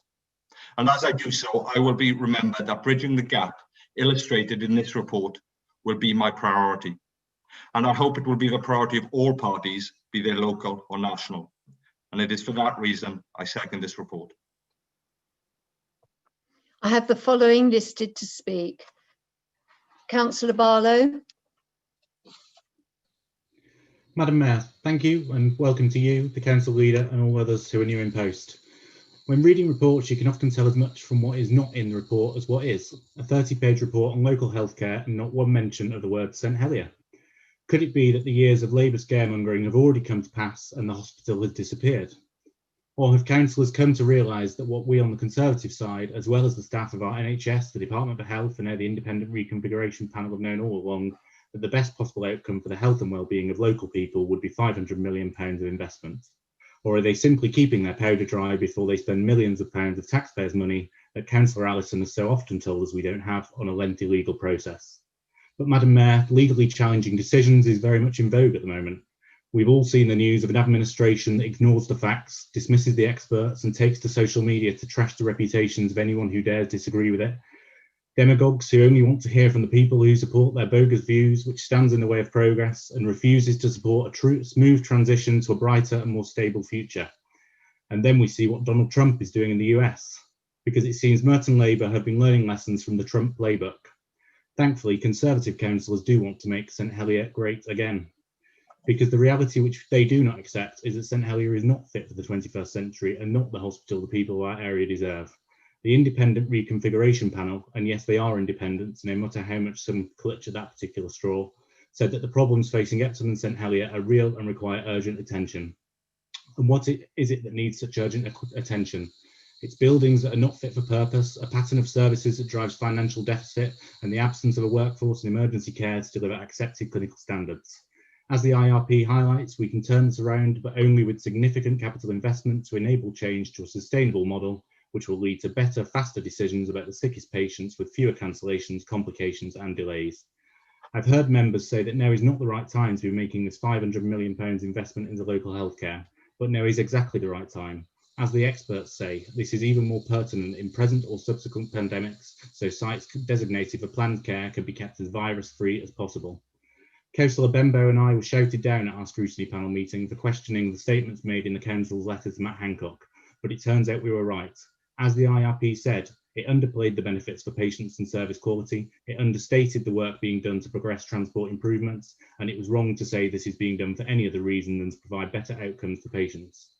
Luckily, councillors now have the opportunity to redeem themselves, stop the game playing, get out of the way, and let this investment improve the health and the lives of the people we all represent. Thank you. Councillor Gould. Thank you, Madam Mayor. We welcome this report on the health and wellbeing. COVID-19 struck us has had a profound effect on all our health and wellbeing. My colleagues have already raised the issues of access to domestic violence and sexual health services, and also the parlous state of vaccinations across the borough. Others here tonight are still arguing about the bricks and mortar of health services in the borough, but we want to focus on the heart of these vital services, making sure we make the most of what is being offered, ensuring our residents get the best and most appropriately located health and wellbeing services we can. The challenge is a big one. Our residents are suffering. Routine GP appointments have been cancelled. Our primary care GP practices are reaching out to those most vulnerable patients, and it is reassuring to hear that they are ranked first in London. Services and money for chronic care has gone instead to acute services. The long-term effects of this is still to be felt, especially for our children and their mental health. We are still not clear what long-term COVID and rehabilitation means for our communities. As we mentioned in July, we think the key factor in response to the COVID crisis is to work to build resilience by keeping those we helped in sight and raising our ambitions for the future. So there can't be a more important time than now to talk about our communities. Listening to the community is what is needed right now to learn from these experiences. Lockdown is with us once more, and we welcome the new community hub coordinating help for those in need. We saw again the marvellous community spirit, plugging the gap in holiday hunger, with residences, businesses, charities, and the council stepping up when the government failed to respond. So we must be ambitious and ensure we do everything we can to build and sustain our closely knit communities, encouraging neighbourhood cohesion. The disproportionate impact COVID has had on Black, Asian and minority ethnic groups is stark. Not unexpectedly, this mirrors our studies. Black women are 5 times more likely to die in childbirth. This is shocking. So let's see racism as a public health issue in its own right. Let's have the ambition to secure the future of our libraries, community centres, dementia centres and youth clubs to remain accessible to all. Open space are our tonic, our preventative medicine from mental illness. Unhealthy lifestyles and those increased by the stresses of COVID are improved by more green space. To be active in, lifting our spirits, feeling connected to nature. One of the reasons we want to talk about trees and biodiversity later tonight. We need to smell the flowers and hear the birds sing once again. Thank you. There are no further speakers. Councillor Lanning, do you wish to use your right of reply? No, thank you, Madam Mayor. Right, the strategic theme motion, we'll now consider that. Councillor Kohler, please present this motion. Thank you, Madam Mayor. There are 2 reasons why parties submit motions and amendments to Council. One to score political points, the other to encourage meaningful change. I like to think my group always chooses the latter. And whilst others might disagree, I assure everyone here tonight that our motion on vaccines is all about meaningful change. Pfizer and Moderna have in the last week given real hope that vaccines to counter COVID-19 will soon be available, perhaps before Christmas. It's not vaccines that save lives, but vaccinations. As the strategic theme report states, immunisation rates have historically been lower in Merton, both for childhood and, although not covered in the report, adult vaccinations. Now, I'm not seeking to apportion blame, but just stating a fact. Vaccination rates in London tend to be lower than the rest of the country, and Merton tends to be lower than much of London. A decade ago, we came 20th out of London's 32 boroughs for 5-year-olds completing the MMR course. This dropped to 28 3 years later, and we are still only 25th. The picture on flu vaccinations, particularly amongst the over 65s, is pretty similar, with Merton ranked 27th in London for the last 2 years. Basically, London's not even in the Championship, let alone the Premiership, and Merton's near the bottom of Division 2. That is not, I repeat, not the council's fault. And the report gives some glimpses of progress. 1- and 2-year-old vaccination rates in the first quarter of this year showed a marked improvement. However, the report makes no attempt to explain why. We all know one swallow does not make a summer, and the rates for 5-year-olds show no such similar improvement. As I say, this is not the council's fault. As the report states, the council's public health team does not commission vaccination programmes. However, they do have a crucial oversight function in protecting residents. Now is the time to provide leadership in that role, particularly as according to this week's Comrades poll, over 40% of UK adults are less than keen to have a COVID vaccination. This motion consequently calls on the council and all of us to prioritise vaccinations, to make it a priority in Cabinet by coordinating with our partners in NHS England, the CCG and GPs to promote take-up at every turn, to make it a priority in scrutiny by reporting to every meeting of healthier communities, discussing progress and considering advice, and to make it a priority amongst councillors by giving us monthly updates on progress so we can promote uptake in our wards via newsletters, social media, and conversations with electors. This pandemic represents the biggest challenge any of us have experienced in our lives. Let's work together to ensure Merton grabs the lifeline proffered by science with both hands. Let's not quibble about statistics. As Councillor Lanning said, we have to accept the vaccination data. Let's accept that data and let's do it better. Let's get vaccination rates up. Thank you. This is being seconded by Councillor McGrath. I would like to reserve my right to speak, please. Thank you. I have the following listed to speak. Councillor Moulton. Thank you, Madam Mayor. We can all agree on the importance of vaccination programmes since Edward Jenner made his first discovery. They've been of huge benefit to mankind, and a number of diseases have been virtually eradicated, including smallpox and polio. As Professor Robin Shattuck, immunologist at Imperial College, states now, vaccines next to clean water have been the single most effective public health implementation globally. And in the current COVID-19 pandemic, they are the light at the end of the tunnel, with positive early reports from 2 of the vaccines in development. Madam Mayor, on Friday, I'm returning to St George's Vaccination Institute for the second boosted injection as part of the Novavax Stage 3 COVID-19 vaccination trial. It is therefore a sad indictment to read that take-up of childhood vaccinations and flu vaccination in the over 60s has been so poor. Sadly, on most of these indicators, Merton is below the national average and amongst the lowest in London. Councillors across the chamber would, I think, have preferred to support the original motion, which offered further cabinet and collective scrutiny and regular reports. And this administration misses a beat with its amendment that is proposed, and I would urge you all to personally go further. As councillors, we can support the current MMR and flu vaccination programmes. Please do help to bust the anti-vaxxer myths that circulate by promoting the positives that vaccination provides, especially for children and for all the at-risk groups, including the over 60s. We can all play our part, whether actively participating in one of the stage 3 vaccine trials and promoting positive and myth-busting messages, supporting the COVID Champion programme, and helping our local pharmacies, GPs and clinics to ensure that Merton NHS becomes COVID vaccine ready.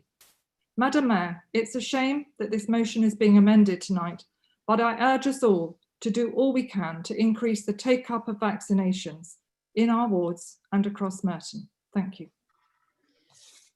Councillor Lanning, please move your amendment. Thank you, Madam Mayor. Madam Mayor, I'm pleased that the Liberal Democrat group has raised the uptake of the COVID-19 vaccine onto the agenda tonight. As Councillor Kohler rightly points out, we should celebrate the recent news on the development of a potentially safe and effective vaccine, especially today's phase 3 results that suggest Pfizer and BioNTech's vaccine is also effective in the most vulnerable age group, those aged over 65. However, the main concern that we should be highlighting with the vaccine is not uptake, but supply, with coverage for only 20 million people across England from December. Indeed, this results in the majority of the population being left out. We must also be careful not to conflate the COVID vaccine with others. Challenges with vaccine uptake are multifactorial and vary across ages. While the anti-vax movement has played an important role in the decline of childhood vaccinations, for example, misconceptions about the flu vaccine and the challenge of a transient population in London should not be overlooked. These are matters which are regularly discussed at the Health and Wellbeing Board, which brings partners together to coordinate efforts. As incoming chair, I will ensure this matter is prioritised. Because, as Councillor Kohler and Councillor Moulton have both pointed out, vaccine uptake in Merton should not be taken lightly.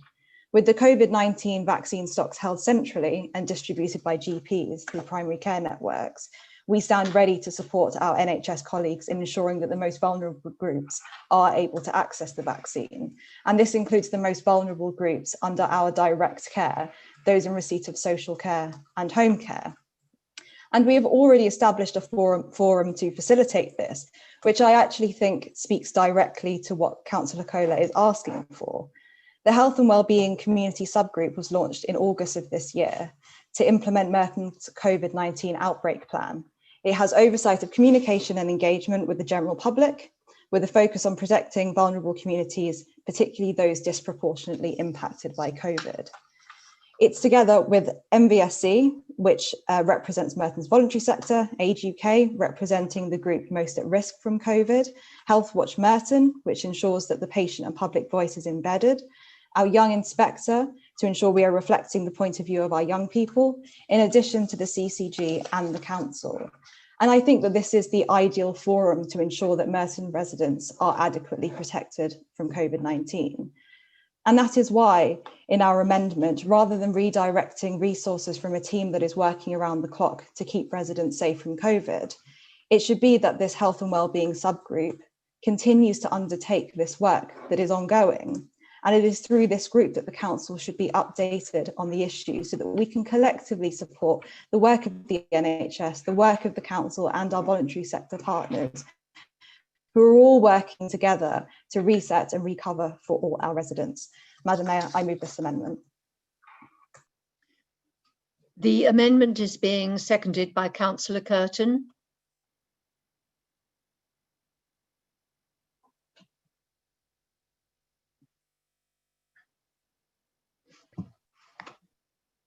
Councillor Curtin. Thank you, Madam Mayor. Can you hear me? Yes.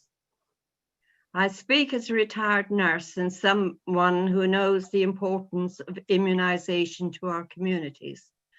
And I'm delighted to say that the leader has also asked me to be older people's champion. I've spent many years helping run an amazing service for our older friends and neighbours, Friends in St. Helier, also known as FISH. So I am aware that older people are at risk from flu and other conditions, as well as COVID-19. Having a good vaccination service is really important. So it is disappointing that NHS England continues to have problems giving us the data we need. We want our residents, and in particular our older residents, to be vaccinated. We want Merton to be a great place for families, and that includes our older family members. So I think I'll take this opportunity to praise Merton's public health team. Our older people have been protected from the worst of COVID-19 by the hard work of our staff. We've protected those we need to shield, and we will continue to look out for those who need our help.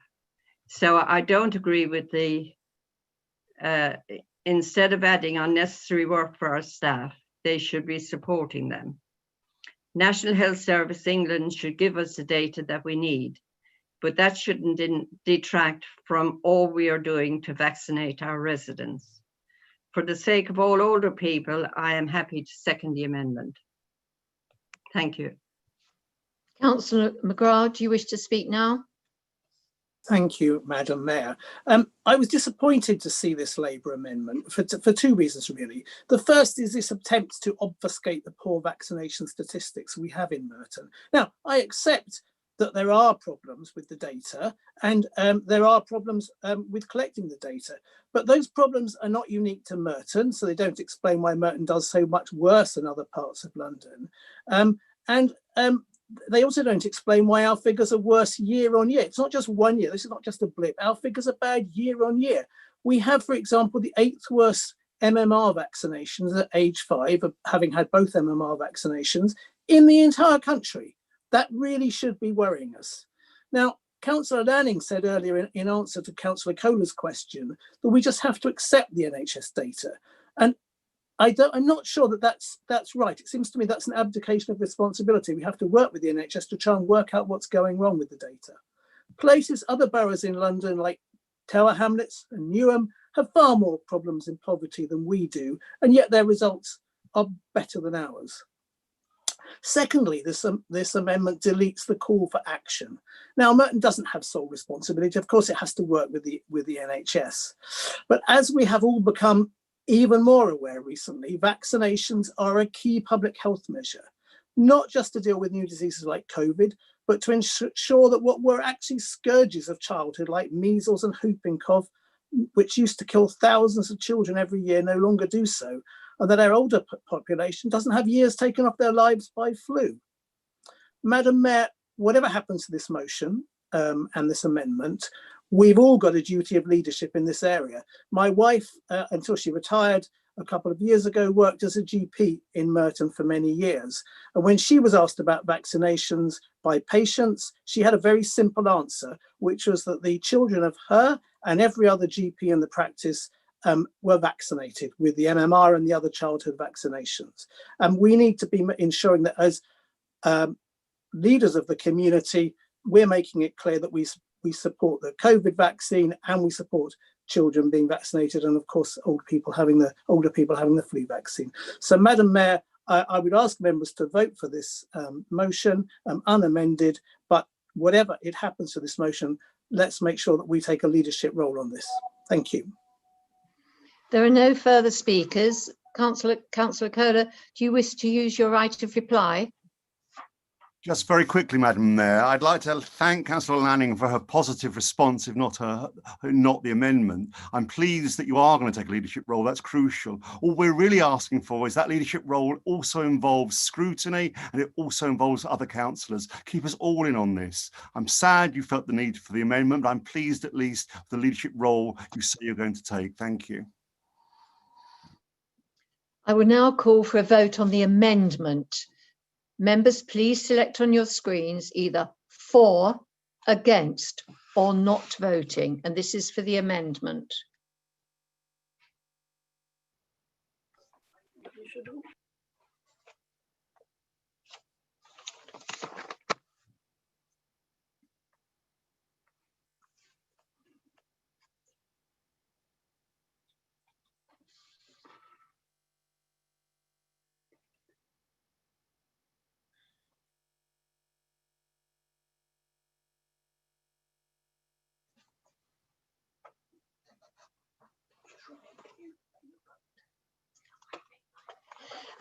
Could everyone please make their vote now?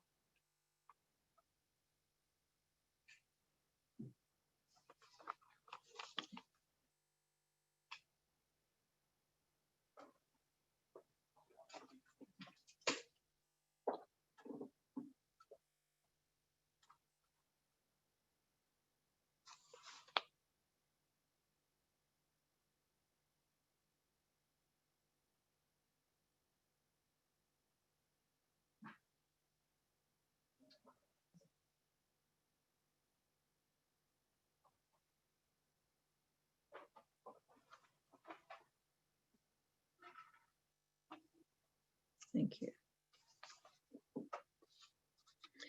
For 31, against 11, not voting 18. The amendment is carried. I now call for a vote on the substantive motion as amended. Members, please select on your screens either for, against, or not voting.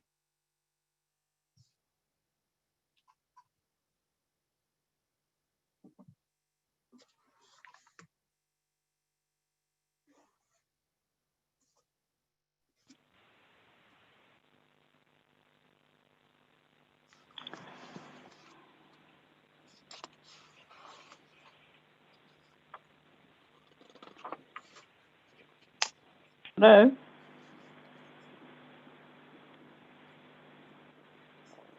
Hello? Oh, hello, Councillor Stampford, your vote's been counted. I haven't made it yet. Okay, I'll just check. Just a minute. Okay, it was 4, the last one. Yes, you need to declare it. That's right. Yes, thank you. Thank you.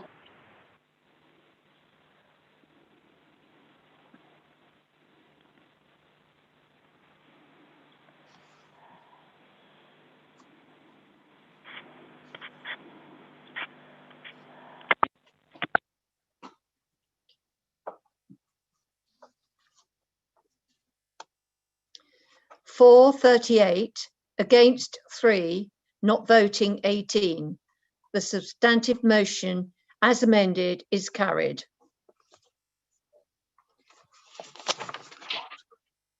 Oh yes, sorry. Is the report agreed by everyone? Agreed? Agreed. Agreed. Thank you. Agreed.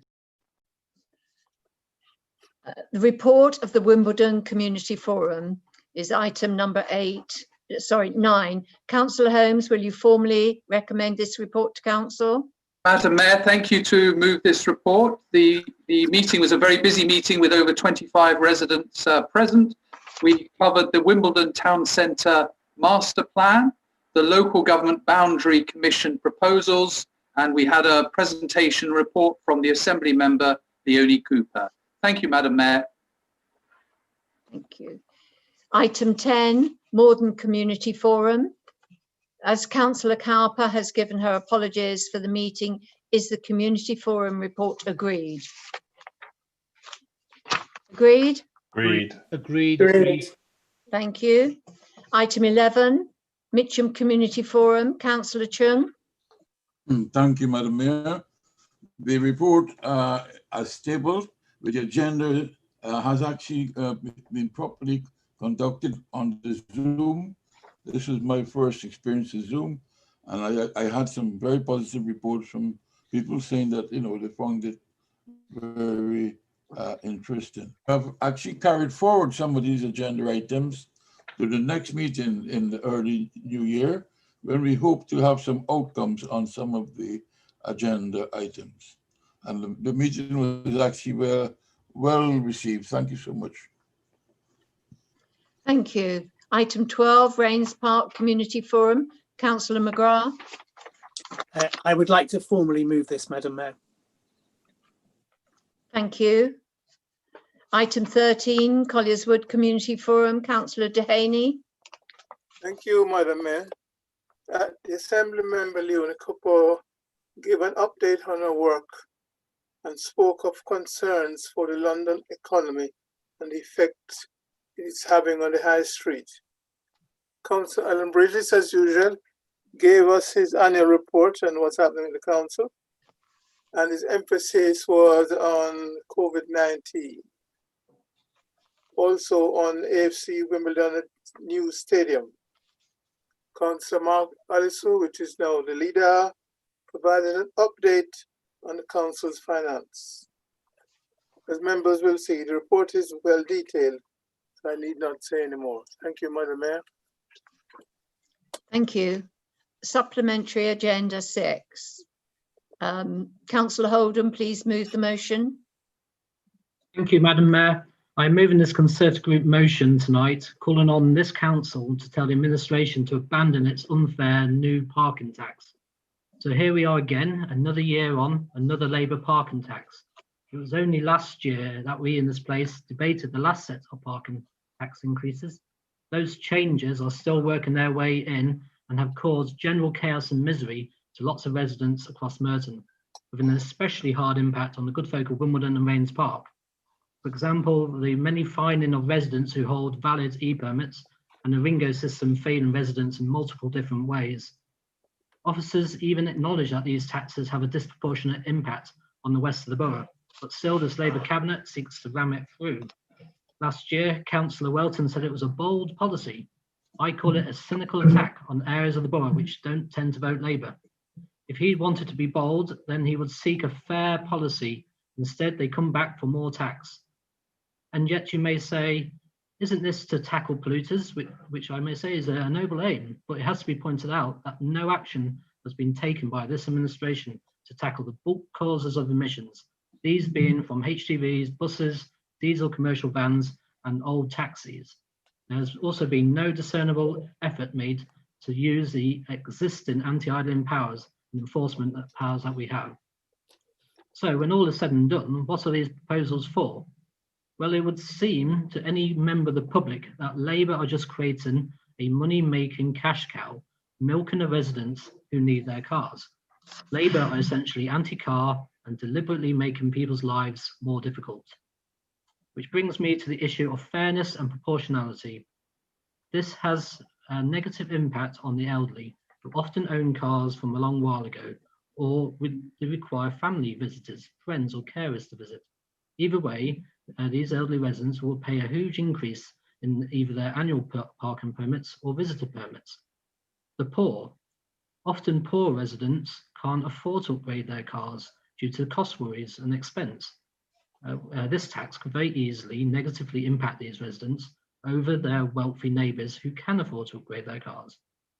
Rapid and disproportionate speed of tax increases. Very recently, these annual permits were £65, and now potentially with your proposals as high as £690.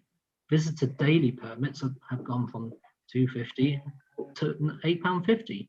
Residents normally need and expect a reasonable advance warning so they can plan and finance their next cars.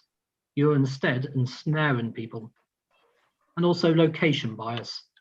I was told by many in the council and officers as well that this was supposed to be about purely on emissions. But did you know But did you know that the same car parked in different locations will pay different amounts despite emitting the same pollution?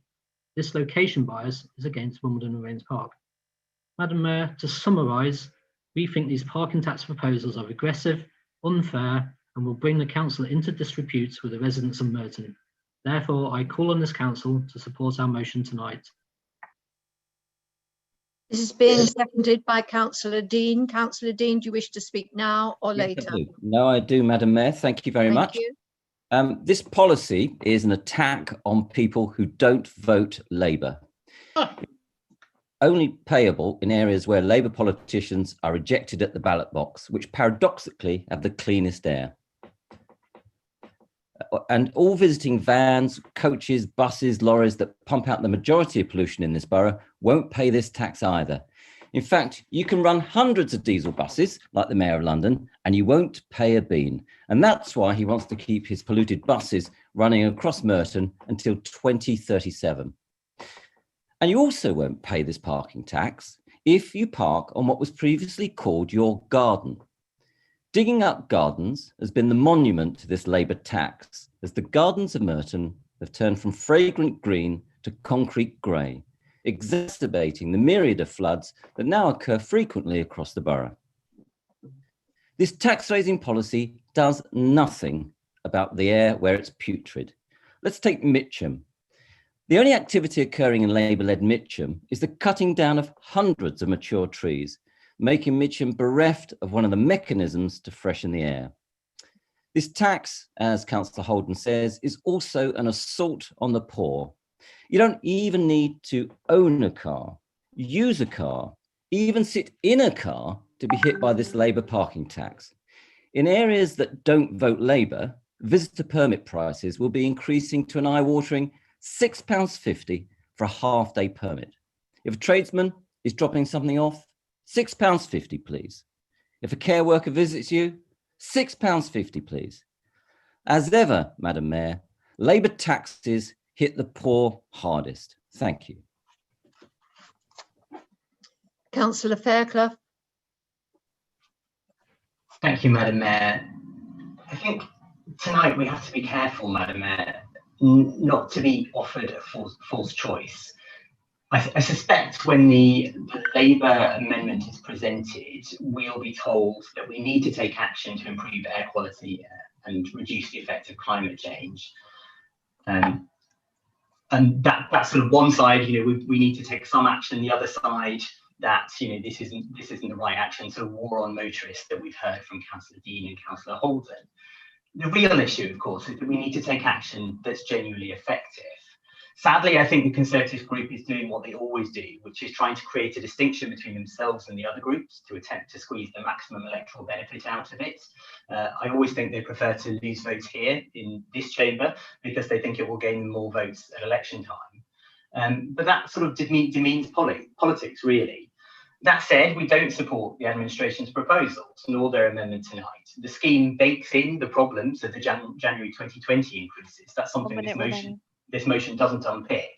Increases that targeted higher charges in Wimbledon and Rains Park. The issues around visitors' permits are obvious. You'll be charged based on the car your visitor turns up in. And the mechanisms by which people are encouraged to change vehicles are unclear and seem ill thought through.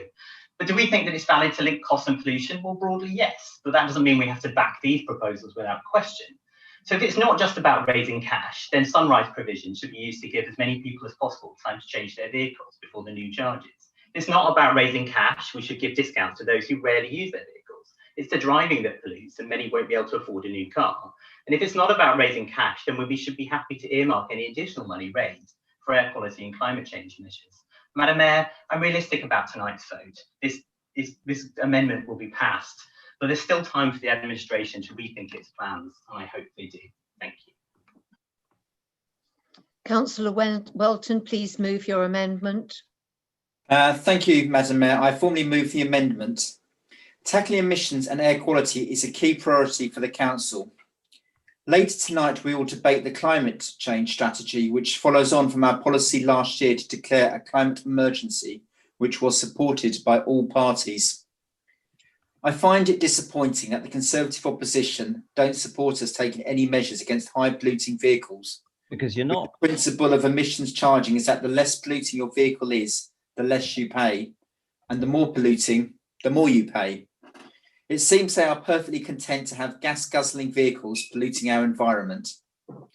It is all very well for them to talk the good talk about improving air quality in Morden and reducing emissions.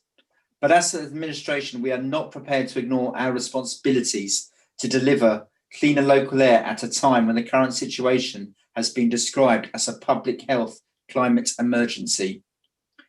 The proposal for emissions-based charges seeks to further strengthen the approach to parking management, particularly by addressing the vehicular emissions that contribute towards climate change and poor air quality.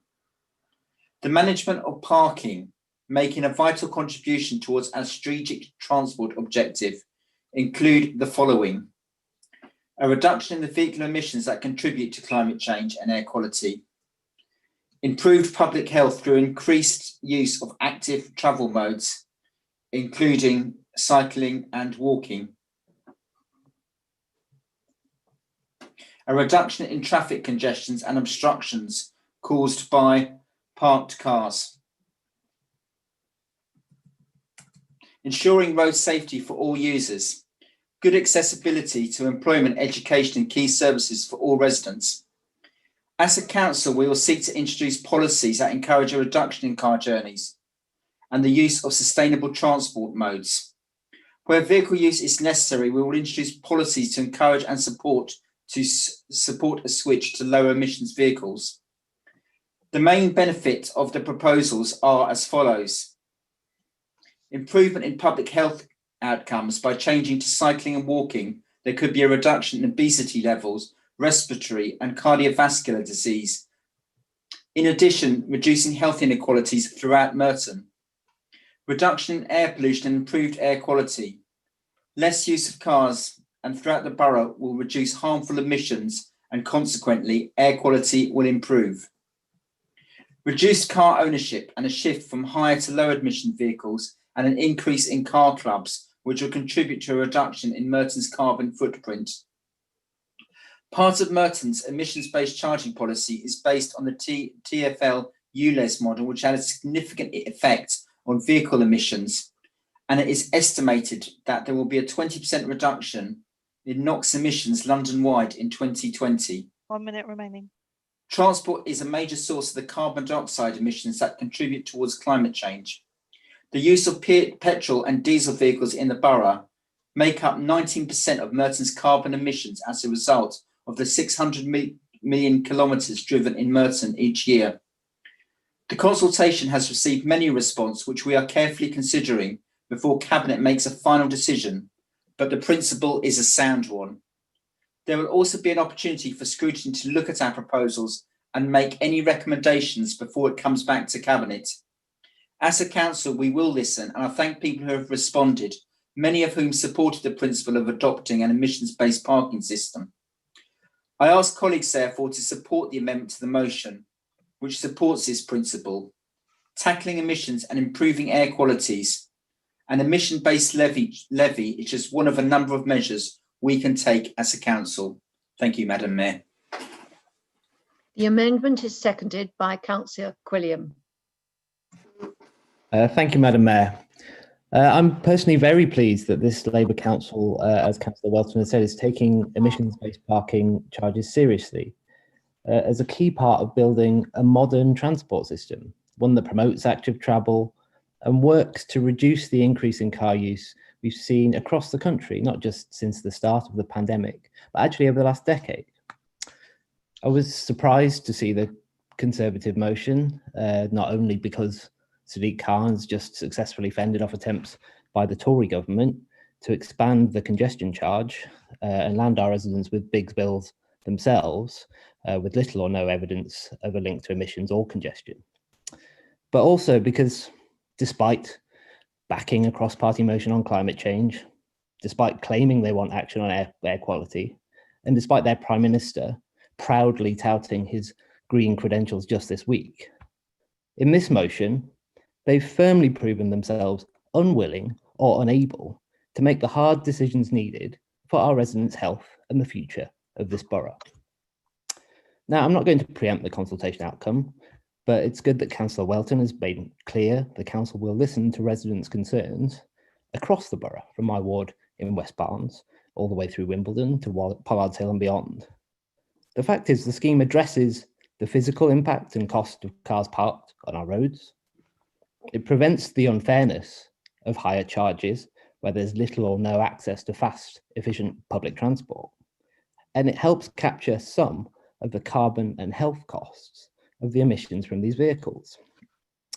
And if we're to continue what we started with school streets, cycle lanes and low traffic neighbourhoods, we have to change our behaviour. And the reality is, we can't build a 21st century transport system with a 20th century pricing system. So I encourage colleagues from all parties across this virtual chamber to support this amendment and help build a transport system fit for the next century and not cling to one from the last. Thank you. Councillor Holden, do you wish to use your right of reply? Yes, Madam Mayor, thank you. Well, there's some interesting charges levelled against us there, but one thing I would like to highlight is actually the Tory group are very keen to support active travel, and we have demonstrated that over various times, and also as our group that pushed the Air Quality Action Plan those few years ago, and I was involved in the task group, and a lot of us do a lot of walking and cycling, and Councillor Dean, who spoke, has an electric car. I do not own a car and haven't done for 12 years. And I walk a lot, and I encourage others to do so. So we are actually proactive travel. But from what I hear tonight, we're the only party that also supports people able to drive and be motorists and pro-car. Whereas Labour made themselves very clear to be hating of residents and their choice and their freedom to travel how they wish. They want to just tax or ban, and we don't support that. So we're going to vote against their amendment tonight. Thank you. I now call for a vote on the amendment. Members, please select on your screen either for, against, or not voting, and press submit.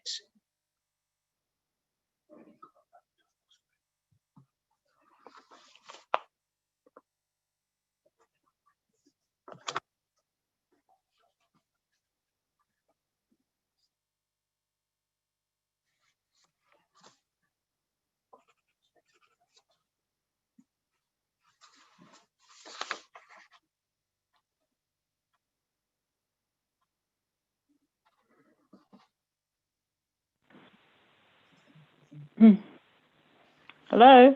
If you haven't voted, could you please vote? Yes, 4. Councillor Stanford, you're voting by phone. Could you please make your vote? Yes, 4. Thank you.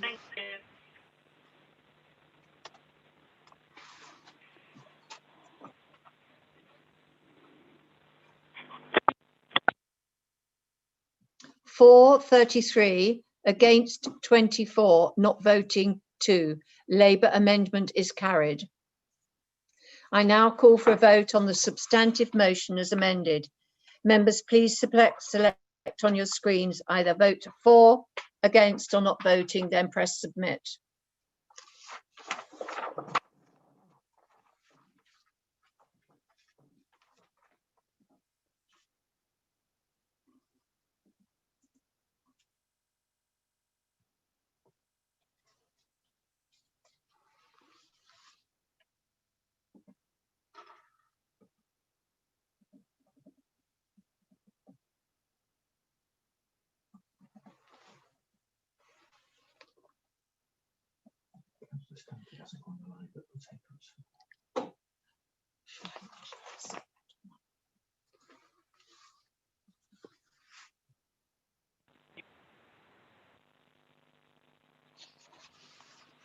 Hello? Councillor Stanford, will you give me your vote, please? 4. Thank you. Vote 33 for, 24 against, not voting 2. Substantive motion as amended is carried.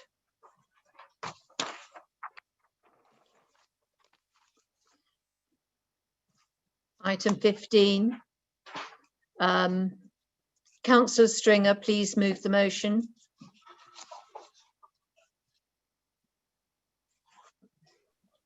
Thank you, Madam Mayor. Madam Mayor, I formally move this motion because we know that growing up in poverty puts children at greater risk of a range of poorer life outcomes in their education, their health, and their wider life. So we need to do everything we can to support those in the most vulnerable circumstances. And we should worry about the number of children growing up in low-income households in Morden and beyond is growing significantly due to the pandemic. And as Councillor Lanning also made clear earlier, we shouldn't expect our poorest families to rely on food banks. Madam Mayor, that's why I'm proud that when the government refused to back the Labour parliamentary motion off the back of Marcus Rashford's extraordinary campaign to provide support throughout the holidays for families entitled to free school meals, we at Merton made the decision to provide that support ourselves over the October half term.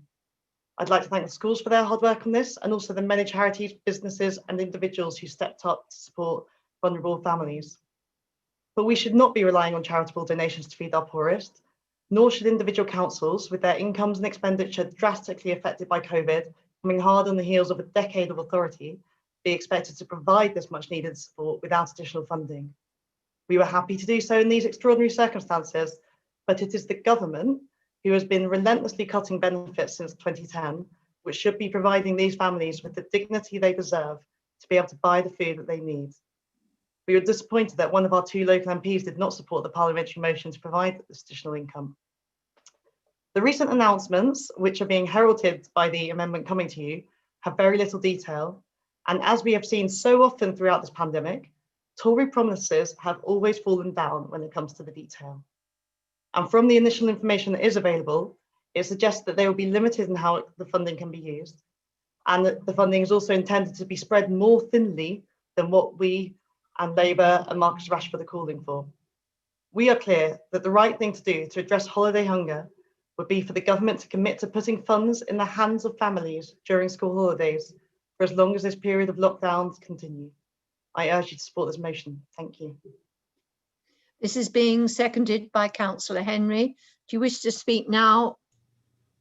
I speak now, Madam Mayor. Thank you, Madam Mayor. I'm speaking on this issue as it is close to my heart.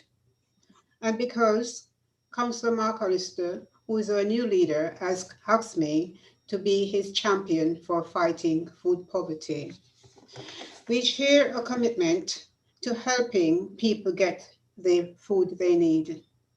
I've helped out at a food bank in Palazzo with Mark and his wife, helped run from the beginning of the pandemic at Commonside and at St. Michael's Church.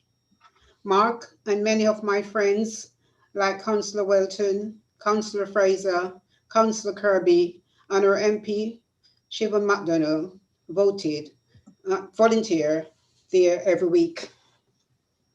It provides an amazing service to my constituents who can't afford to feed their families thanks to COVID-19. I am a proud mother and foster mom. And as a mother, I am proud of what the beautiful young man, Marcus Rashford, has done in the name of his mother. His campaign to help families like his who received free school meals and has been wonderful and inspiring. I was proud that this council stepped in to help Marcus when the government refused, and I'm happy to second this motion. The government should fully fund free school meals for families like those who use the food banks in Pollard's Hill. They should be ashamed that they refuse to help at half term. As food poverty champion, I will make sure they keep to their word and provide a full free school meal service. Thank you, Madam Mayor. Councillor Kohler. Thank you, Madam Mayor. Over 4,000 children in Merton currently receive free school meals, a figure that has risen some 20% during the pandemic. It's terrible that our strong voice in Parliament, Stephen Hammond, chose not to fight against the decision and ignored the Labour movement in Parliament. In his statement, he made reference to the £63 million provided by government in June, even though that money was due to be spent by September. It was shocking. Now, of course, when the money has been provided, what does that show? It shows surely that the money wasn't there in the first place. He's willing to say absolutely anything for this, to support this government. I would urge members to support the Labour motion and reject the Tory amendment. Thank you. Councillor Gretton, please move your amendment. Thank you very much, Madam Mayor. Madam Mayor, we've already pointed out this evening how lacking in knowledge is the elected Labour cabinet is when it comes to the numbers. They often don't seem to know the first thing about the numbers, and they don't seem to know anything about the £7 or £8 million that starts to come in next week from Robert Jenrick in support of the council. And I had hoped, Madam Mayor, that with Councillor Byers taking over as the new cabinet member for finance, he might be slightly better informed, but he seems to be on extremely shaky ground already. This motion, Madam Mayor, he's actually asking poor old Councillor Allison to write a letter to the government asking for funding for free school meals, asking for funding for better nutrition, completely unaware, it seems, that £170 million has now been provided and has been confirmed to pay for free school meals well into 2021, and a further £220 million, Madam Mayor, has also been provided by the government to pay for things like holiday activities across the country, healthy food programmes, and these programmes are very, very strong and very, very well funded and very positive, and they get to provide cash, healthy foods as well, to pay for healthy foods, fresh produce for expectant mothers and those on low incomes every single week, right through until the Christmas holidays in 2021, as well as giving an extra £16 million for food banks. So I don't know if Councillor Byers is trying to make Councillor Allison appear to come across even more informed than he is by writing this letter, but it's a rather odd motion, and therefore we seek to amend it, Madam Mayor. Madam Mayor, Councillor Allison, indeed Councillor Byers, seem extremely ill-informed, as we said, about lots of the government funding that's coming into the borough of Merton to help our residents here. And I should probably point out some of it to them just that relates to this as well. As you know, Merton Council's had about £15 million in direct funding for the council. An extra £7 or £8 million is coming in from Robert Jenrick to cover losses as well. An extra £1.6 million at the moment to help with the current outbreak. £100,000 a month to help those who are shielding. £7.5 million in cash flow support to defer the settlement of business rates to central government, £1.5 million of extra money to establish the council tax hardship fund, £160,000, Madam Mayor, payments to those who are self-isolating, hundreds of thousands of pounds, Madam Mayor, for the council to help reopen the high streets and support the many active travel measures we're seeing around the borough, hundreds of thousands of pounds, Madam Mayor, to help fund accommodation for rough sleepers, hundreds of thousands of pounds, of course, for the free school meals, Madam Mayor, over the summer holidays as well, and another £1 million, Madam Mayor, for the council's test and trace programme, and £100,000 for the enforcement action work as well. That's over £40 million of funding to the council, Madam Mayor, and that doesn't include the 80 or 90 million pounds of funding for all the local businesses that Councillor McLean referred to earlier on, such as the funding for the small businesses, the shops, the 1 minute remaining,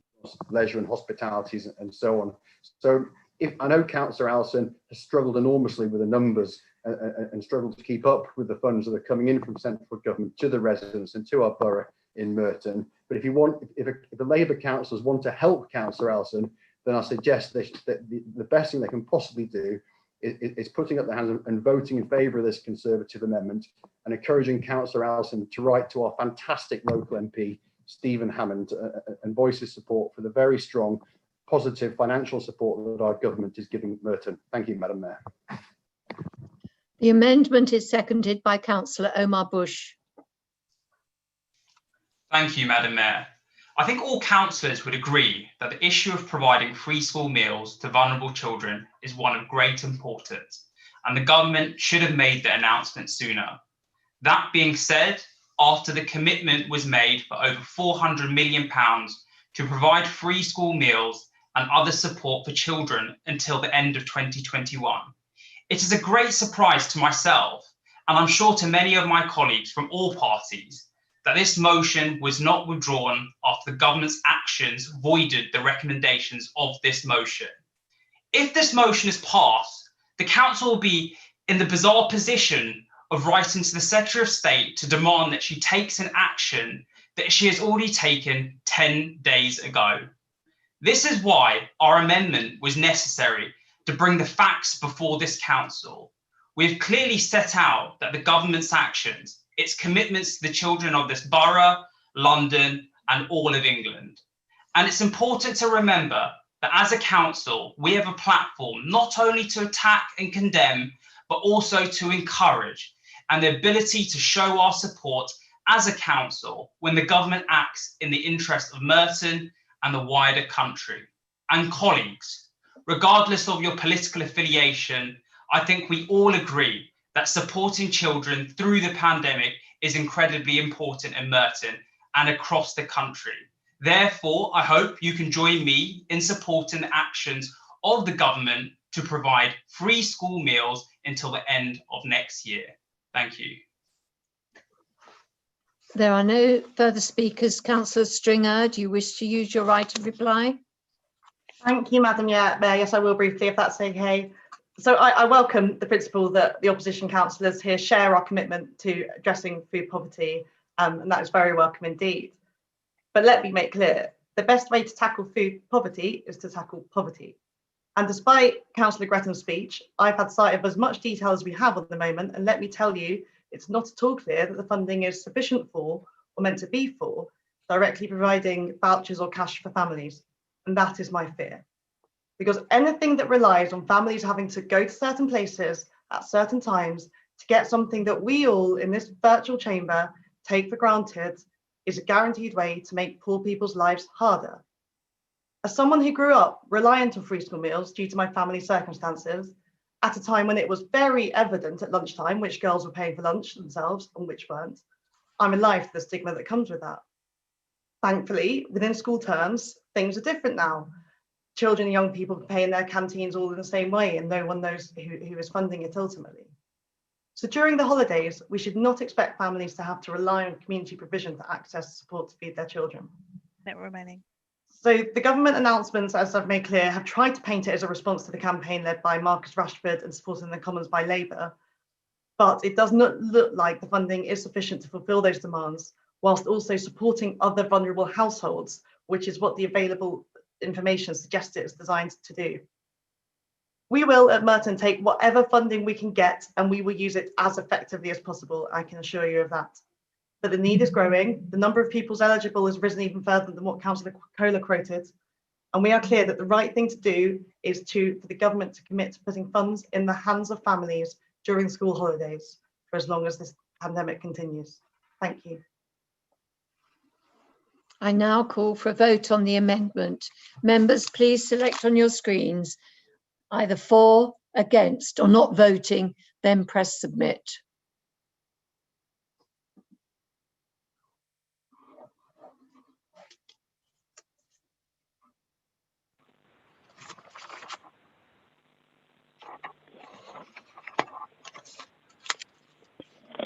Hello, Sally? Hello, Councillor Stanford. Your vote? Against. Against. Thank you.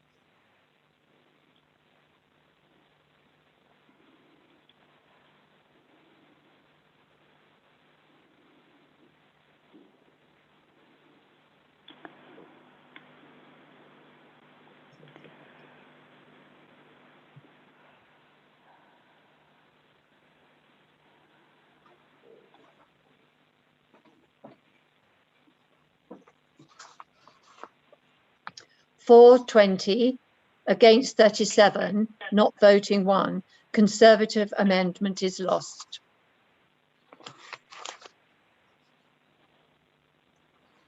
Item 16. I haven't got. Do I call for a vote? Yes, it's down here. Okay. Oh, I turned over the page. Sorry, which page is that? Right, I now call for a vote on the original motion. Right, would you select from your screen?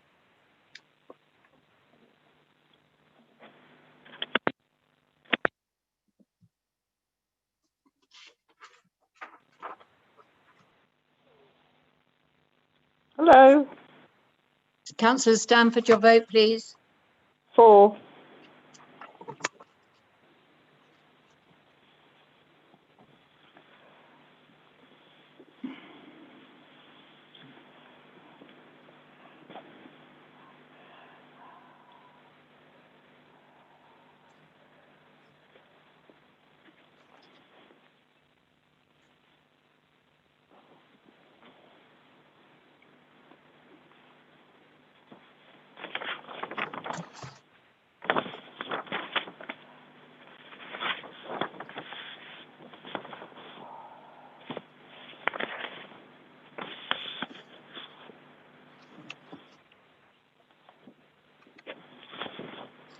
For 38, against 18, not voting 1.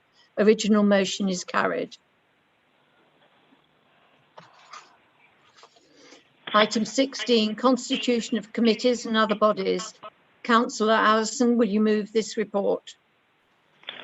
Thank you, Madam Mayor. I so move and reserve my right to speak. Thank you. This motion is formally seconded by Councillor Pritchard. Thank you, Madam Mayor. I formally second this motion. Councillor Ormerod. Thank you, Madam Mayor. We have not putting anybody forward, so therefore we agree. Councillor Allison, do you wish your right of reply at all to anything? No, thank you, Madam Mayor. Thank you, right. Are we all agreed on this motion? Agreed. Everyone agreed? Thank you very much.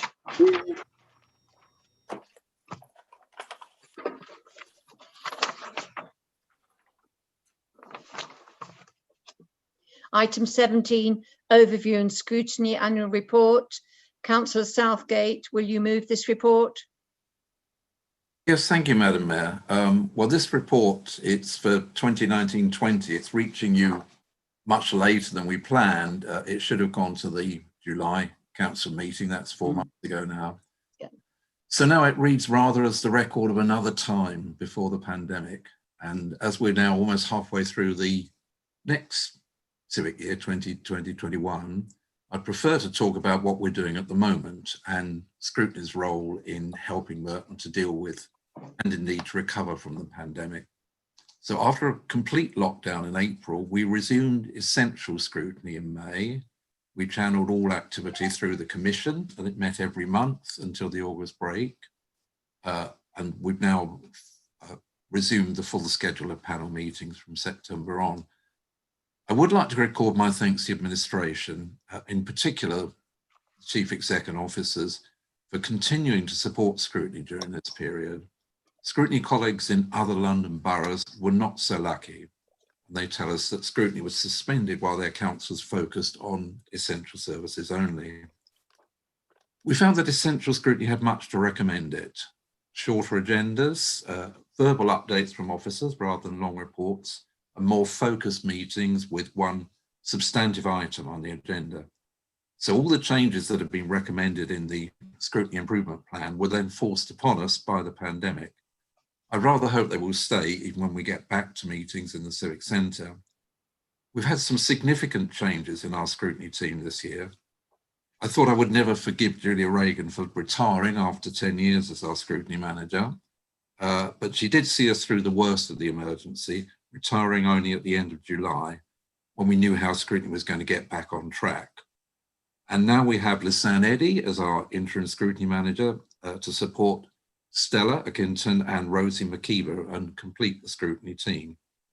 Some important changes too in the chairs of our scrutiny panels. I'd like to welcome Councillor Brenda Fraser to chair Children and Young People and Councillor Aidan Mundy to chair Sustainable Communities. I know they both bring enthusiasm and commitment to their roles. And my thanks to you, Madam Mayor, as the retiring chair of CYP, and to Councillor Natasha Irons, who chaired Sustainable Communities so effectively.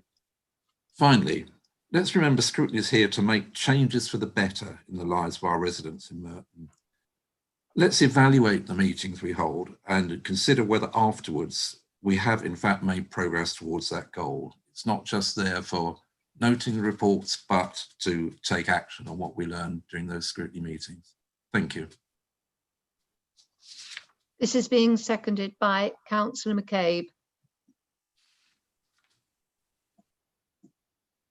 Thank you, Madam Mayor, and I'd like to thank Peter Southgate for his long and distinguished service as chair of the Commission, and he does an excellent job.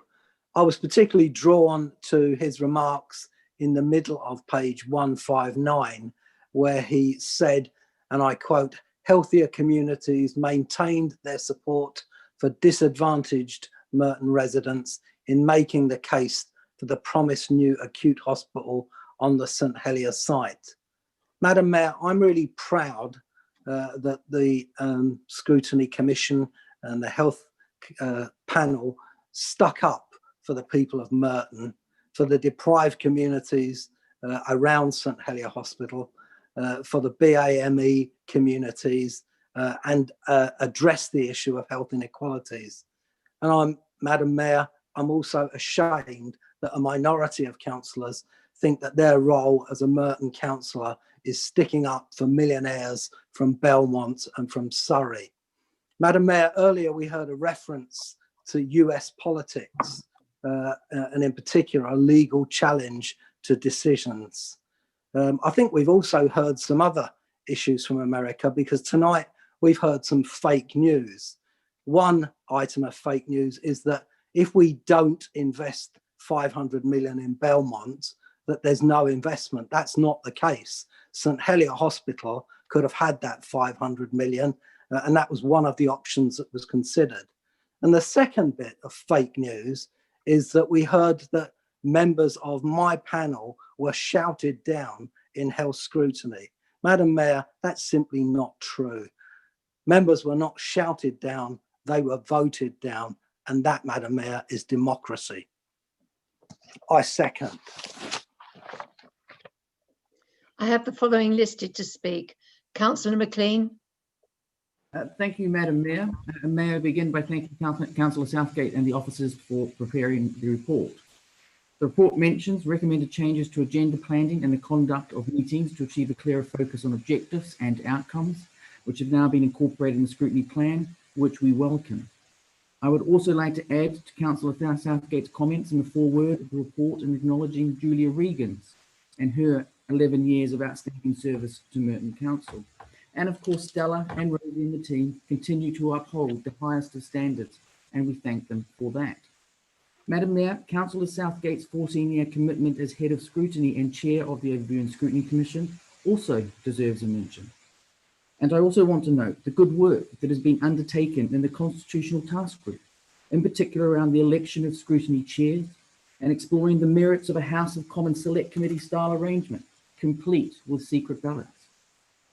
To ensure greater backbench member involvement, a much needed and healthy rotation of all scrutiny chairs and vice chairs, ultimately leading to a freshness of ideas and a deeper scrutiny of the administration. Thank you. Councillor Kohler. Thank you, Madam Mayor. I'm a great supporter of scrutiny, and it's well developed in Merton, and that's down to no small measure to Councillor Southgate's long reign and, of course, the work of Julia Regan and our other officers. However, it could be better. Look at the principles on page 160. The first one, holding the Cabinet to account. How can scrutiny hold the Cabinet to account when the Cabinet and the leadership plays too great a role in who chairs and vice chairs? Look at the fourth requirement, engaging with members of the public. My daughter tells me I got her to check while we were on scrutiny last week. How many are watching, I said. 3, no 4, she said at one point. 4 were watching out of the 200,000, more than 200,000 residents in Merton. We need to improve its effectiveness. It needs to be more independent and less party political. And this is important. Remember, Croydon Council, one of the issues in Croydon Council was scrutiny wasn't vigorous enough. Now, we do have an opportunity under the current constitutional review. I'm delighted that my arguments last week have found some Tory support. I wasn't expecting that. I'm very pleased. I'd urge all parties to adopt the select committee model from the House of Commons, with chairs and vice chairs determined proportionately. 1 minute remaining. And a secret ballot of all members to determine who actually plays that role. That's the way to get independent-minded, non-partisan chairs and vice chairs elected.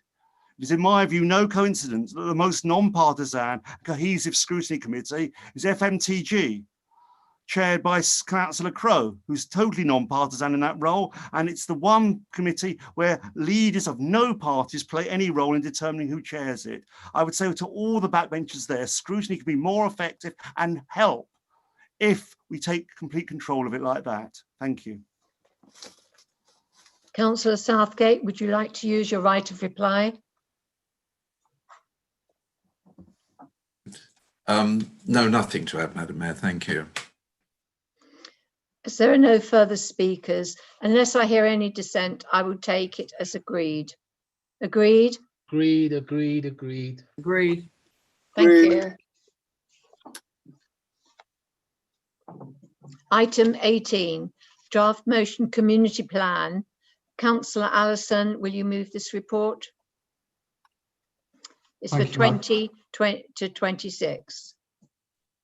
Thank you, Madam Mayor. Yes, I'm happy to move. And can I say how much I'm looking forward to chairing the Merton Partnership? It's going to be a great honour for me. And can I also pay tribute to the former chair, who's had a lot of tributes tonight, but I think he's worth another one. Councillor Ambritis, you've done a great job in looking after this particular committee, and thank you for your work on this over so many years. Thank you again. This is being formally seconded by Councillor Macaulay. And do you wish to speak? Yes, Madam Mayor, thank you very much. Thank you. The development of the new community plan sets out the long-term ambition of the borough and to focus on collective action with all our local communities and partners in the borough. The Merton Partnership Executive Board have worked very hard in the last few months for the development of the new community plan, and it was led by former Borough Commander Sally Beneta and the former Fire Brigade Commander Darren Turley, supported by the Director of Children's Schools and Families, Rachel Waddell, and John Dimmer, the Head of Policy and Strategy Partnership. The purpose of the community plan is to increase social capital in Merton and to improve resilience and well-being, focusing on those parts of the borough with lower social economic outcomes, i.e. the east of the borough in Mitcham and Morden, bridging the gap. There were 8 priorities set out by the Martin Partnership Executive Board, and each had its own delivery plan. It was decided that the community plan will be reviewed annually by the Martin Partnership Board, and the annual progress will be published. The new published annual report is now available and printed online and on other formula. Several meetings were held with the focus groups and members of different organizations to ensure that a wide spectrum of voices were heard. These included Age Concern, BME Voice, Martin Center for Independent Living, Martin MENCAP, Muslim Women in Martin, Polish Family Association, Sustainable Martin, Martin Youth Parliament, and Young Advisors. The workshop with voluntary sector and community group was held in June 2019. The COVID pandemic has had a profound impact on Martin's residents, local businesses, and our community organizations. Faith groups and thousands of volunteers of all ages have worked in partnership with the council to help that those in need across the borough are given help. The community plan 2020 to 2026 will also feed into the recovery program that the council is taking forward in the response to the pandemic. Our special thanks to all those who have participated and led to the development of the plan, MVSC and the local volunteer organization who have taken part in the Martin Partnership to help our communities to thrive. The recommendations in the council review, and it endorses the new Martin Community Plan 2020 to 26 are set out in Appendix 1. Thank you, Madam Mayor. Councillor Janice Howard. Thank you, Madam Mayor. I just want to add my thanks to the committee and the officers involved in preparing this draft community plan, and just say that we agree as a group to this report. Thank you. Councillor Allison, would you like to use your right of reply? No, Madam Mayor. No, thank you. As I hear no dissent, that is agreed. Thank you. Item 19, adoption of future Wimbledon supplementary planning document. Councillor Welton, will you move this report? Thank you, Madam Mayor. I formally move that Merton Council adopts the Wimbledon Master Plan supplementary planning document. This master plan is about setting out our vision for the town centre, which responds to changing needs whilst at the same time protecting Wimbledon's characteristic with growth and investment at the forefront.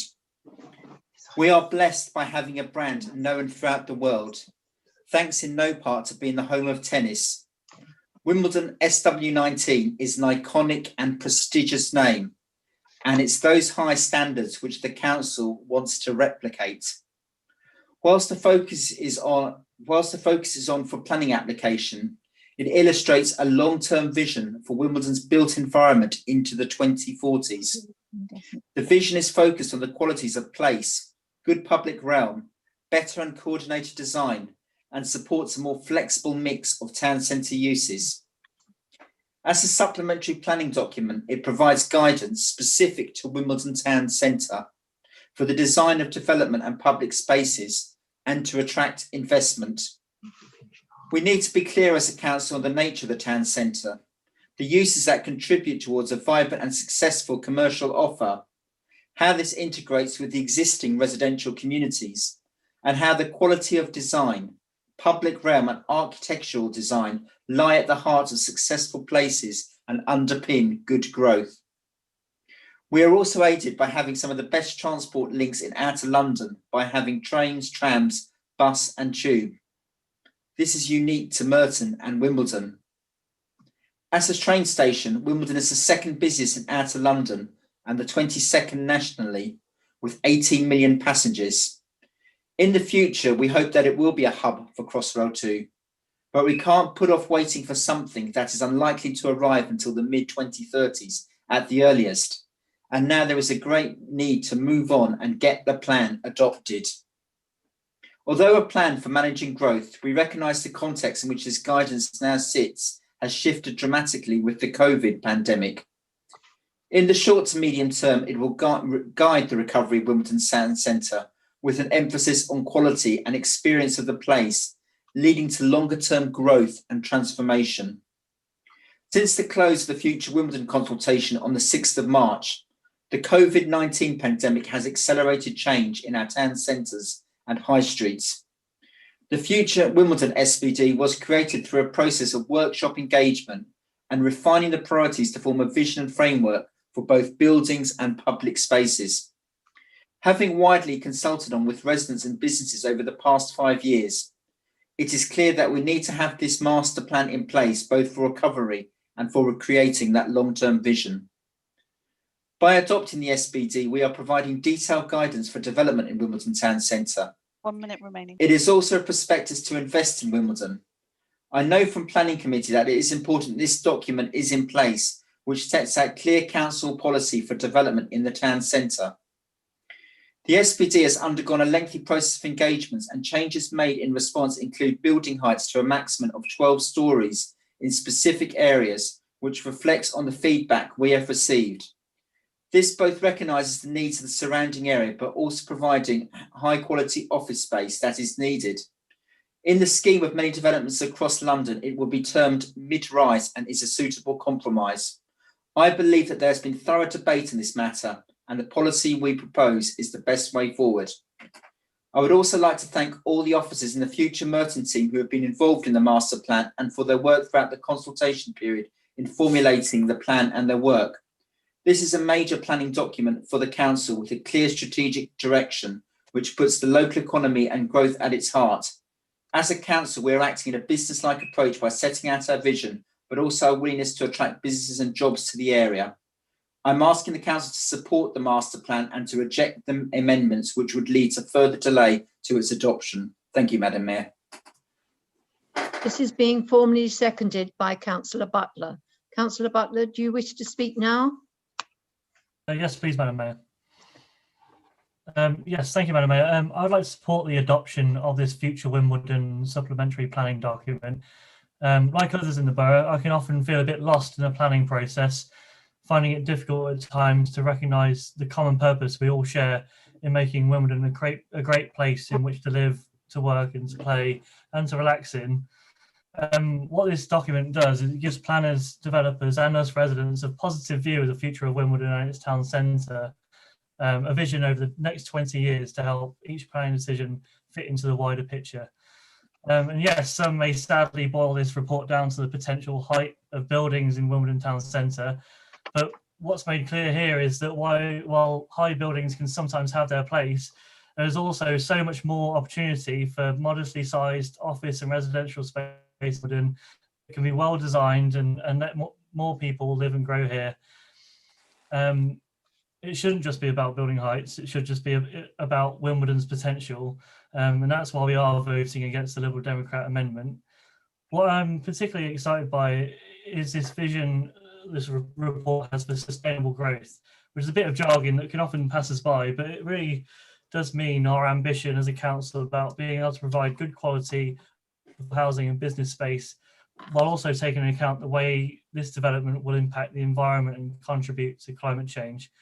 I encourage you to look at this report and get as excited as I am about the potential of Wimbledon, especially the amount of public space we could develop along the Broadway and near Wimbledon Station.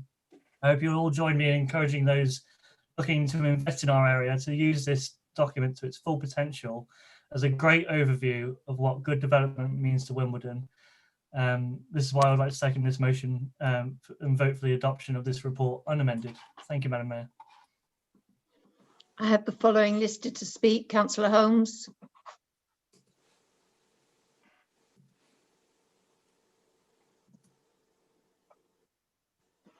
Councillor Holmes, please.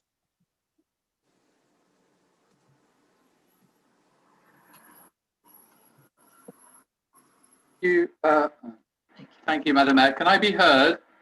Yes. Madam Mayor. So I'm speaking to the motion and also to the Liberal Democrat amendment. Madam Mayor, we're very grateful for all the work done by officers and members. A lot of hard work has gone into this, but unfortunately we can't support the adoption of this plan and we can't move ahead, support the moving ahead, and we can't support what the Liberal Democrats are proposing because we don't think that they've gone far enough. Madam Mayor, we are the representatives of the residents of Merton. And the blunt truth is the residents are not ready to move forward. And Madam Mayor, if the residents are not ready to move forward, then we as their representatives cannot be ready to move forward. And therefore, Madam Mayor, we have to stop tonight and we have to take into consideration what we're being told by the people we represent. We're being told that they do not like the architecture of what's being presented. They do not feel that historic buildings are being looked at and looked after properly. And in contradiction to what the Cabinet member has said this evening, residents are not happy with the height of the buildings. So we can't all sit here tonight, say they are, and then crack on. Madam Mayor, it doesn't work like that. If our residents are not ready to get behind this, then we can't. The other problem is that so much of this work was done before the pandemic. The One minute remaining. Madam Mayor, we have social distancing to take into consideration. More cycle lanes will be needed, more green space will be needed. And Councillor Welton talks about increased office space. How do we know what the office industry is going to look like in years to come? Madam Mayor, a whole lot more work needs to be done here. We are not ready, our residents are not ready, and we have to relook at this. Thank you. Councillor McGrath, please move your amendment. Thank you, Madam Mayor. You'll recall that it's a result of a motion from the Liberal Democrats that this planning document is coming to the council. Originally, it had been proposed that the all Labour cabinet, with nobody representing Wimbledon in it, would agree it. But it was agreed, thanks to the Labour members, that it would come to the full council. It does seem an extraordinary time to be putting this document forward. It's based on building more offices in Wimbledon to take advantage of Crossrail 2, when it seems very unlikely that Crossrail 2 is going to go ahead. The pandemic is bringing about radical changes to the use of offices, and the Tories are proposing radical changes to the planning laws. Those are all three things which will have a pretty major effect, and it seems extraordinary to bring it forward at this time. One thing was very clear in the consultation on the various versions of the document, that residents do not want very tall buildings in the middle of Wimbledon. And Councillor Welton said that it had been thoroughly debated, which is true. There has been, well, there's been lots of input from residents on their views on this. It hasn't really been debated, it's simply been ignored. Now, the document proposes a maximum height of 48 metres or 12 stories. The current maximum height is 35.9 metres and 9 stories. So that's a big increase. But paragraph 5.3.6, which is on page 51, for those of you who've got it in front of you, means that's completely meaningless. I think it's worth reading it. Therefore, building height guidance should not be taken as a writ, but used to inform the level of uplift may be considered appropriate for the context of each site. Building height guidance must be considered alongside architectural quality, mixed contribution to the public realm, neighbouring context, sustainability, and other relevant policies. Basically, Madam Mayor, there are no controls in this document on building height. If you can use one of those get out clauses, you can build as high as you can get away with. Now, our amendment is very simple. We want to take out the clause I've just read, that enables buildings of any height to be built, and we want to reduce the height to 10 stories from the current 9. We can't make that change directly in this document, in this meeting, as for legal reasons it has to go out to consultation, so that's what we're asking to do. People in Wimbledon, Madam Mayor, are not opposed to change. We know that the town has changed, will continue to change. But that change has to be with the support of local people, and a proposal which allows buildings of any height will not get that support. So I would ask members to support our motion, please. The amendment is seconded by Councillor Fairclough. Madam Mayor, I'd like to second this amendment. Now, for me, this is about democracy. We know that building heights and the impact this has on the built environment is the thing that our residents come back to time and time again. Councillor Welton talked about wide consultation and good public design and the fact that changes had been made to building heights. He recognised that building heights were an issue. Councillor Butler, on the other hand, was very confused and said we shouldn't make this about building heights, but we know that that's what our residents care about, and that's what impacts their living experience. Now, already tonight, Councillor Gould has touched on the impact that both the natural and built environment has on people's health. And the planning rules are as strong as we make them. Officers did react to what people were telling them during the consultation process, but they left this back door in the planning rules, and we spotted it in scrutiny, and we want to slam it shut. We're slightly confused by the Tories' position here. They just seem to be looking for a reason to not vote for one of our amendments, but the speech ultimately made the points that we're making. So we'd urge them to get over the fact they might have to cast their vote for a Liberal Democrat amendment and tick the right box when the screen comes up. But aside from that, we'd urge you all to respect what Wimbledon residents want. We know building heights is the thing. Please do the right thing.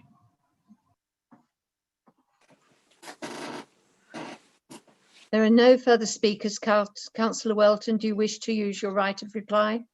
Yes, I do, Madam Mayor. Can I thank the contributions of the Conservatives and Liberal Democrats?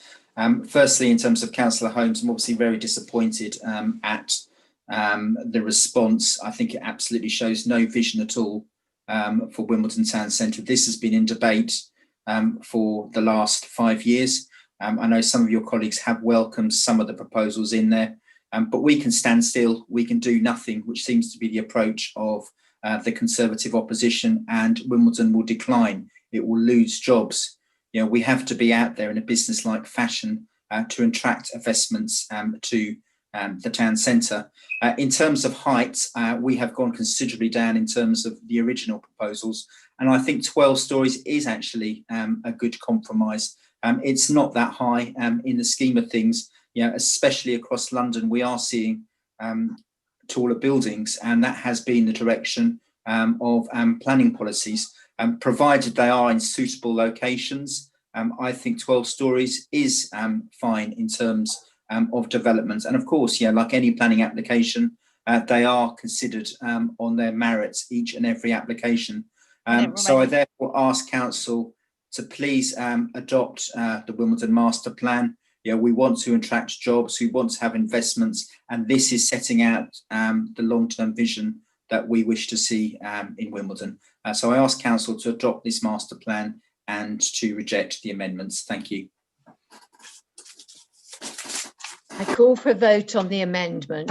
Please select, members, please select from your screen either for, against, or not voting, and then press submit.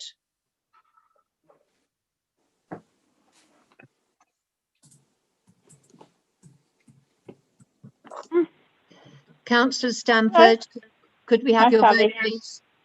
Yes, it's against. Thank you.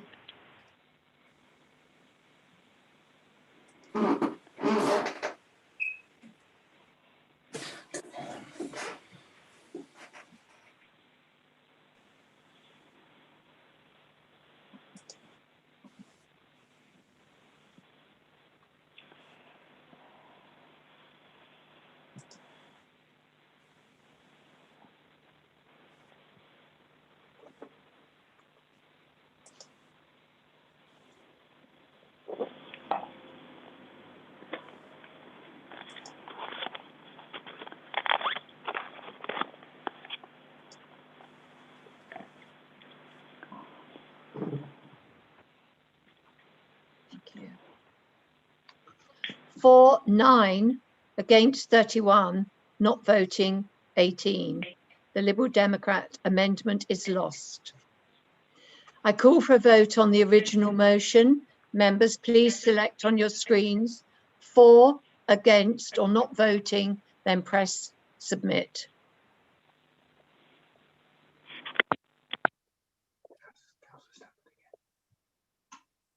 Councillor Stamford, please can I have your vote? For. Thank you.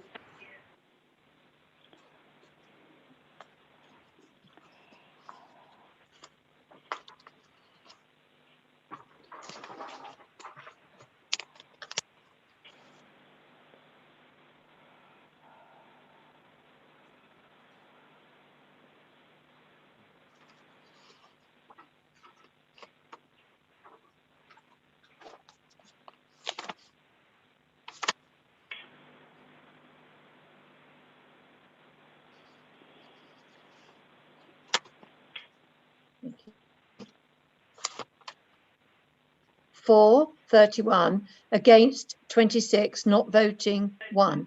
Original recommendation is carried. I am extending the meeting by 15 minutes so that the guillotine does not fall. As we have a number of items left on the agenda and we are coming up to the 3-hour mark of the meeting, I would like to call for a vote on whether members want to extend the length of meeting past 10:15. Sorry, I've just done that. I beg your pardon. So the meeting will continue as normal. The meeting, sorry, just go over now, don't I? Yeah. Agenda item 20, adoption of 2020 climate strategy and action plan. Councillor Melton, will you move your report? Thank you, Madam Mayor. I formally move the recommendations. Tonight, I'm proud to become the Climate Cabinet Member with responsibility for the climate emergency. It shows our commitment as an administration and the need to now start taking action. Last year, Morden Council declared a climate change emergency with unanimous cross-party support. We did this because it is an emergency, and action to tackle it cannot be put off any longer, given the catastrophic threat to life. In combating this threat, we can take our own actions at a local level, and the Climate Strategy and Action Plan sets out a roadmap for these local actions on how residents and businesses can play their part. The plan sets out a strong vision for a green, healthy, prosperous Merton in setting out the changes which can be made to heat and power our homes, transport, and to our economic activity. The plan itself sets out the key actions necessary to reach the net zero carbon targets of 2050 for the borough and 2030 for the council. These targets were set when the council declared a climate emergency last year. The 30-year plan for the borough is spread across 4 thematic themes: buildings and energy, making homes and commercial property in the borough more energy efficient and switching to low carbon forms of energy. Currently, the heat and power bill in buildings makes up around 81% of carbon emissions in Merton. By moving to low carbon energy, it will help lower energy costs for households and businesses across the borough. Transport, moving from cars and other polluting vehicles to low carbon alternatives like walking, cycling and public transport. As a council, we have started this process by promoting active travel in the borough, including the introduction of 29 school streets and linking parking charges to emissions. The green economy, reducing emissions from the things we buy and sell by thinking about what we eat, how we use products and services, and how we avoid waste through prevention, recycling and reuse. Greening Merton, becoming more resilient to the impacts of climate change, mitigating air pollution, and increasing biodiversity with trees and green spaces. As a council, we have set out clear actions which we will take, as well as actions for residents and communities, but also businesses and organisations will need to undertake in order that we become a net zero carbon borough. The time for talking is over, and as a council, we are determined to decarbonise our own operations by 2030. It is the least we owe to future generations. The Climate Strategy and Action Plans will also show what we do in terms of reaching the 2050 target. The plan is a product of over a year's work that includes multiple consultation and stakeholder events. 1 minute I would remaining. like to place on record my thanks to Councillor Tobin Byers for his work on this strategy and bringing many stakeholders and groups together, which has helped build relationships, especially with the Climate Emergency Change Working Group. I would also like to thank Merton Climate Change Officers Dominique Hill and Katie Halter for all their work in bringing together this strategy, but also for all the advice they have given me in the past few weeks. It is a big responsibility and I take this responsibility incredibly seriously.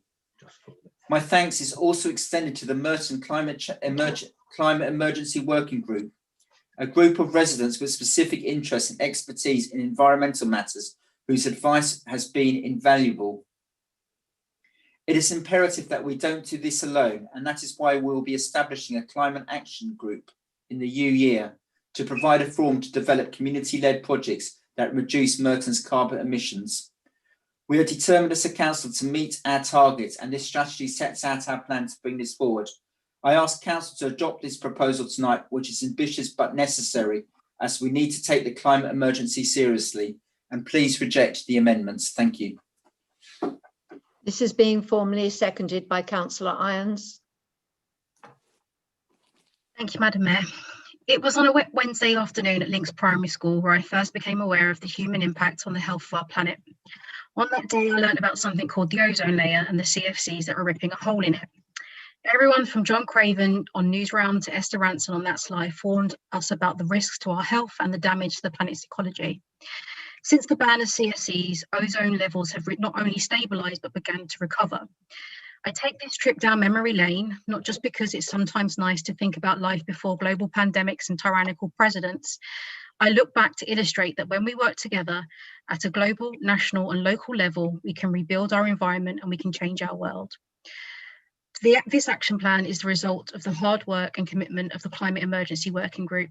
It sets out a clear plan for how our council will be carbon neutral by 2030 and our borough will be carbon neutral by 2050.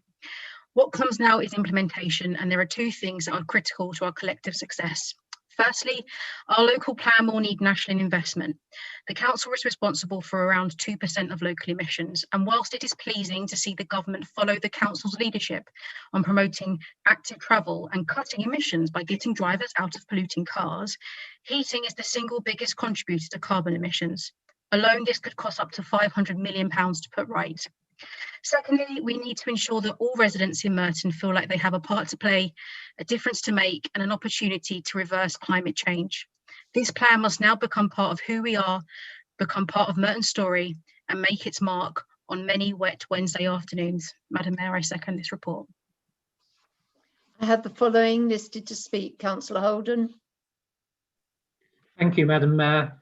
So the Considered Group will be back in the Lib Dem amendment for this. We took a good look at it and it's very eminently sensible. So we'll be back in the amendment. And for instance, tree strategy is something that we've banged on about before. For many years, we have sought to try and get more trees planted, try to get more budget from the council for this. Some of my colleagues, such as Councillor Dean, have proactively planted trees themselves. But all too often we keep finding too many trees being culled in the borough, so we want to see that reversed. So getting a tree strategy is a good idea, and also biodiversity is meant to be a good thing as well, and we support that. Being a National Trust member, it's something that's quite close to my heart as well. In terms of the actual action plan, I'm not going to lie, it's going to be quite challenging for some of us to adopt it. There was one line in particular I remember looking at about plant-based diets, which for those who are vegan is probably a good thing, but those of us are quite used to red meat eating, and it's going to take a bit of getting used to, but something that we're going to have to work on. Anyway, I digress. I'd also like to pay tribute to the working group that spent a long time drawing up these actions and including cross-party involvement, and it worked very well. So I'd like to pay my tribute to them and to our climate officers, Dominique and Katie. So yeah, so we'll be back in the amendment tonight.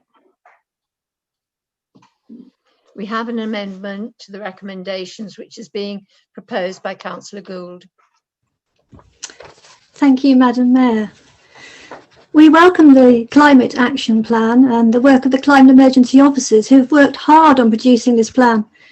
The administration will be unsurprised to hear that we are challenging them to do more and look at ways to support people in our collective effort to stop the march of climate change. We encourage the administration to set out a vision for a future greener, healthier Merton. Collectively as a council, we can help develop that vision, and that is why we have put this amendment forward today. COVID-19 has taught us all many lessons, and not the least the importance of nature and our connection with our environment. We noticed the trees during the lockdown, acting as lungs to clear the air of the polluted, clear the air of pollution, providing shade as we take our exercise, helping to prevent the chaos brought by flooding. We are calling for a tree strategy supported by funding through ward allocation of seal monies to help with their ongoing maintenance. But trees are only part of the answer to the climate change disasters we are experiencing. Nature-based solutions are at the forefront of the fight against climate change. So we again call on the administration to raise their ambition, help our residents see a better future. Connecting with our local natural environment gives us the opportunity of ownership to connect with others in our community to make a difference. This is why our amendment asks for a biodiversity strategy to be developed too. Biodiversity is under massive threat worldwide. Our very existence depends on a diverse ecosystem. Brexit is not the only threat to our food supply. We cannot tackle climate change without tackling biodiversity. They are equally important. Diverse, vibrant and healthy plant life isn't just for the countryside. Urban areas can be refuges too. In fact, Mitcham Common and Morden Park are sites of metropolitan importance for nature conservation, and the greener and more diverse our cities and urban areas are, the better equipped we will be to fight climate change. Tree canopy and biodiversity are in decline through bad planning and human error. Decisions are made in isolation, such as individual planning given to remove trees, but added up across the borough, we see the decimation of our tree canopy. 138 trees are currently approved for removal across Mitcham alone. We see policies that have no consideration for biodiversity value and only allow semi-mature replacement trees when the original tree had an important screening or landscape function. And when we do plant new trees, young whips die of thirst or strangulation from bands that are not loosened as they grow. We also lose our existing areas of biodiversity by agreeing to pave over our front gardens to provide crossovers. 176 of those in the past year alone. Budget pressures also damage our thinking. We have seen our roadside verges brutalised. The indiscriminate use of carcinogenic glyphosate by contractors hired on price rather than expertise in biodiversity. So having clarity of thought and action laid out in comprehensive strategies backed by accountability for action through new appointed climate champions, Councillor Irons and Welton, working in collaboration with tree wardens and residents can help secure our future and that of generations to come. What a legacy that would be for all of us. Thank you. This is seconded by Councillor Fairclough. Thank you, Madam Mayor. I want to second this amendment. I'd also very briefly like to touch on a smaller part of our additional recommendation, which is to look again at the ward allocation still and allow it to be spent on the planting of trees. It can already be spent on 10 things, including the planting of bulbs, but trees is what our residents often come back to. And so we think this is just a nice, neat way to give councillors a way to actually improve tree coverage in their local areas. So we would like to include that in the amendment. We don't think anything in our amendment should be controversial. So we hope that everybody can back it. Thank you. Councillor Welton, would you like your right of reply? Yeah, just obviously like to come back. The reason we're not obviously accepting the amendment is obviously because trees are a key part of this strategy. Merton will aim to increase tree cover by 10% by 2050, potentially equivalent to planting around 800 trees every year. The main opportunities to plant trees are likely to be on private land, such as gardens, which hold around 2/3 of the trees in Merton. But also as well at 28%, Merton has one of the highest proportions of tree cover of any London borough. We know that trees play a very important role in terms of climate adaptation, absorbing air pollution emissions and providing wildlife habitat. We believe that this strategy incorporates this area already, and we see no need for an additional strategy to be produced, which would obviously take up time, which I believe could be better prioritised in terms of implementing this ambitious agenda.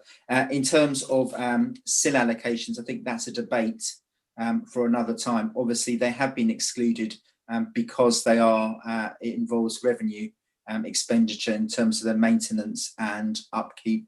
But it's obviously certainly something I will take away and consider further. But at this time, we just cannot adopt this amendment. Thank you. I now call for a vote on the amendment. Members, please select on your screens either for, against, or not voting, then press submit.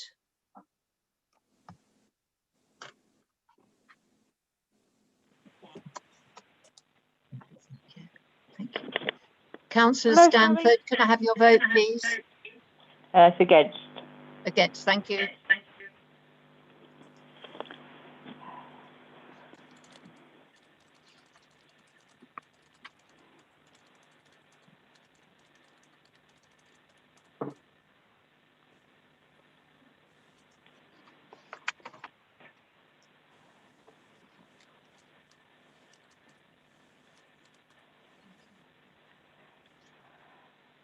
For 23, against 33, not voting 1. I now call for a vote on the original motion. Please, members, please select on your screens either for, against, not voting, then press submit.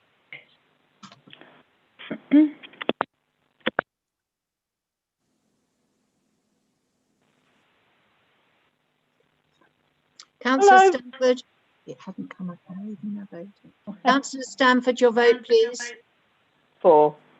Thank you.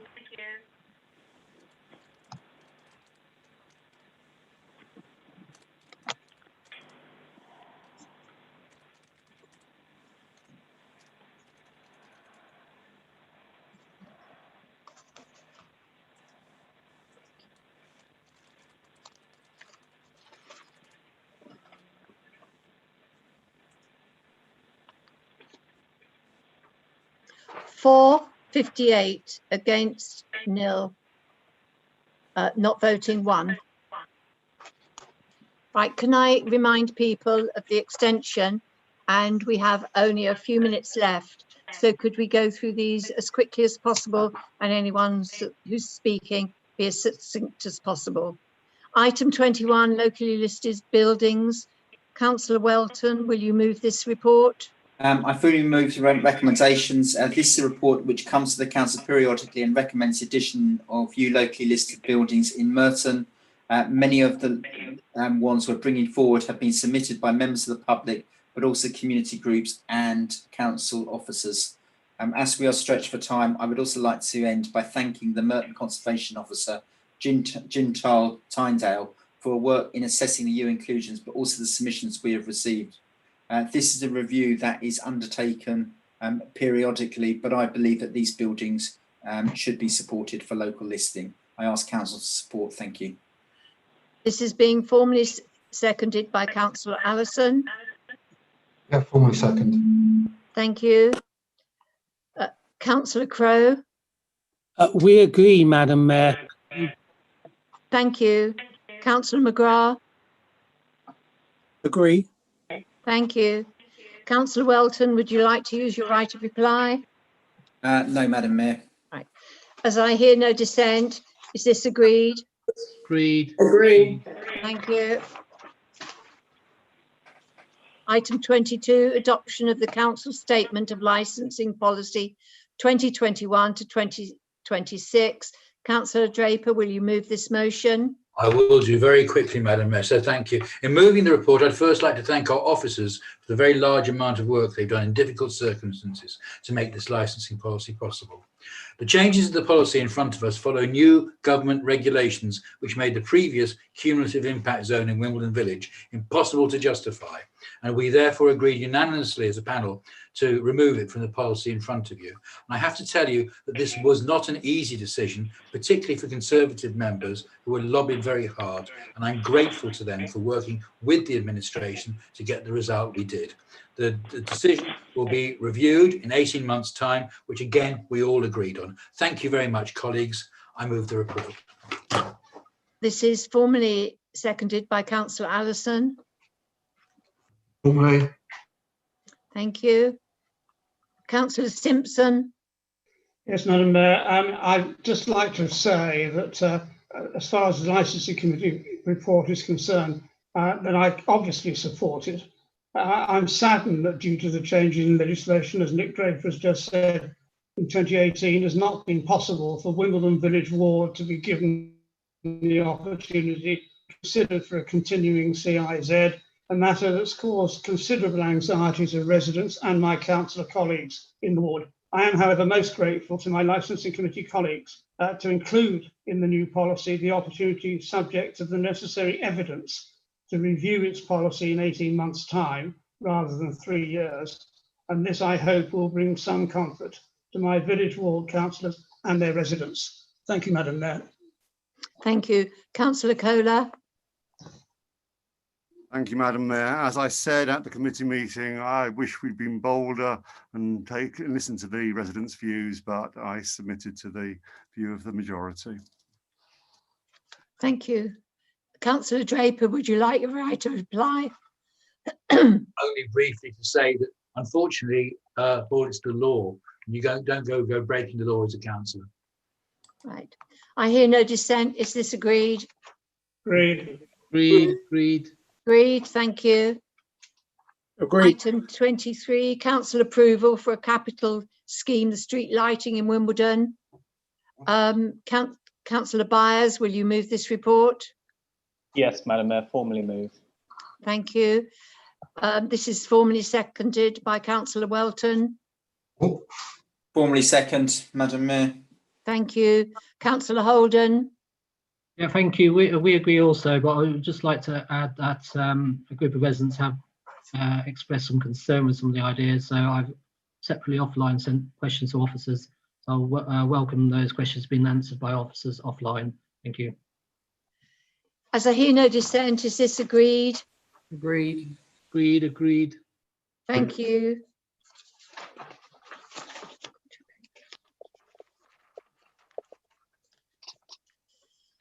Item 24, Council Tax Support Scheme for 2021 to 22.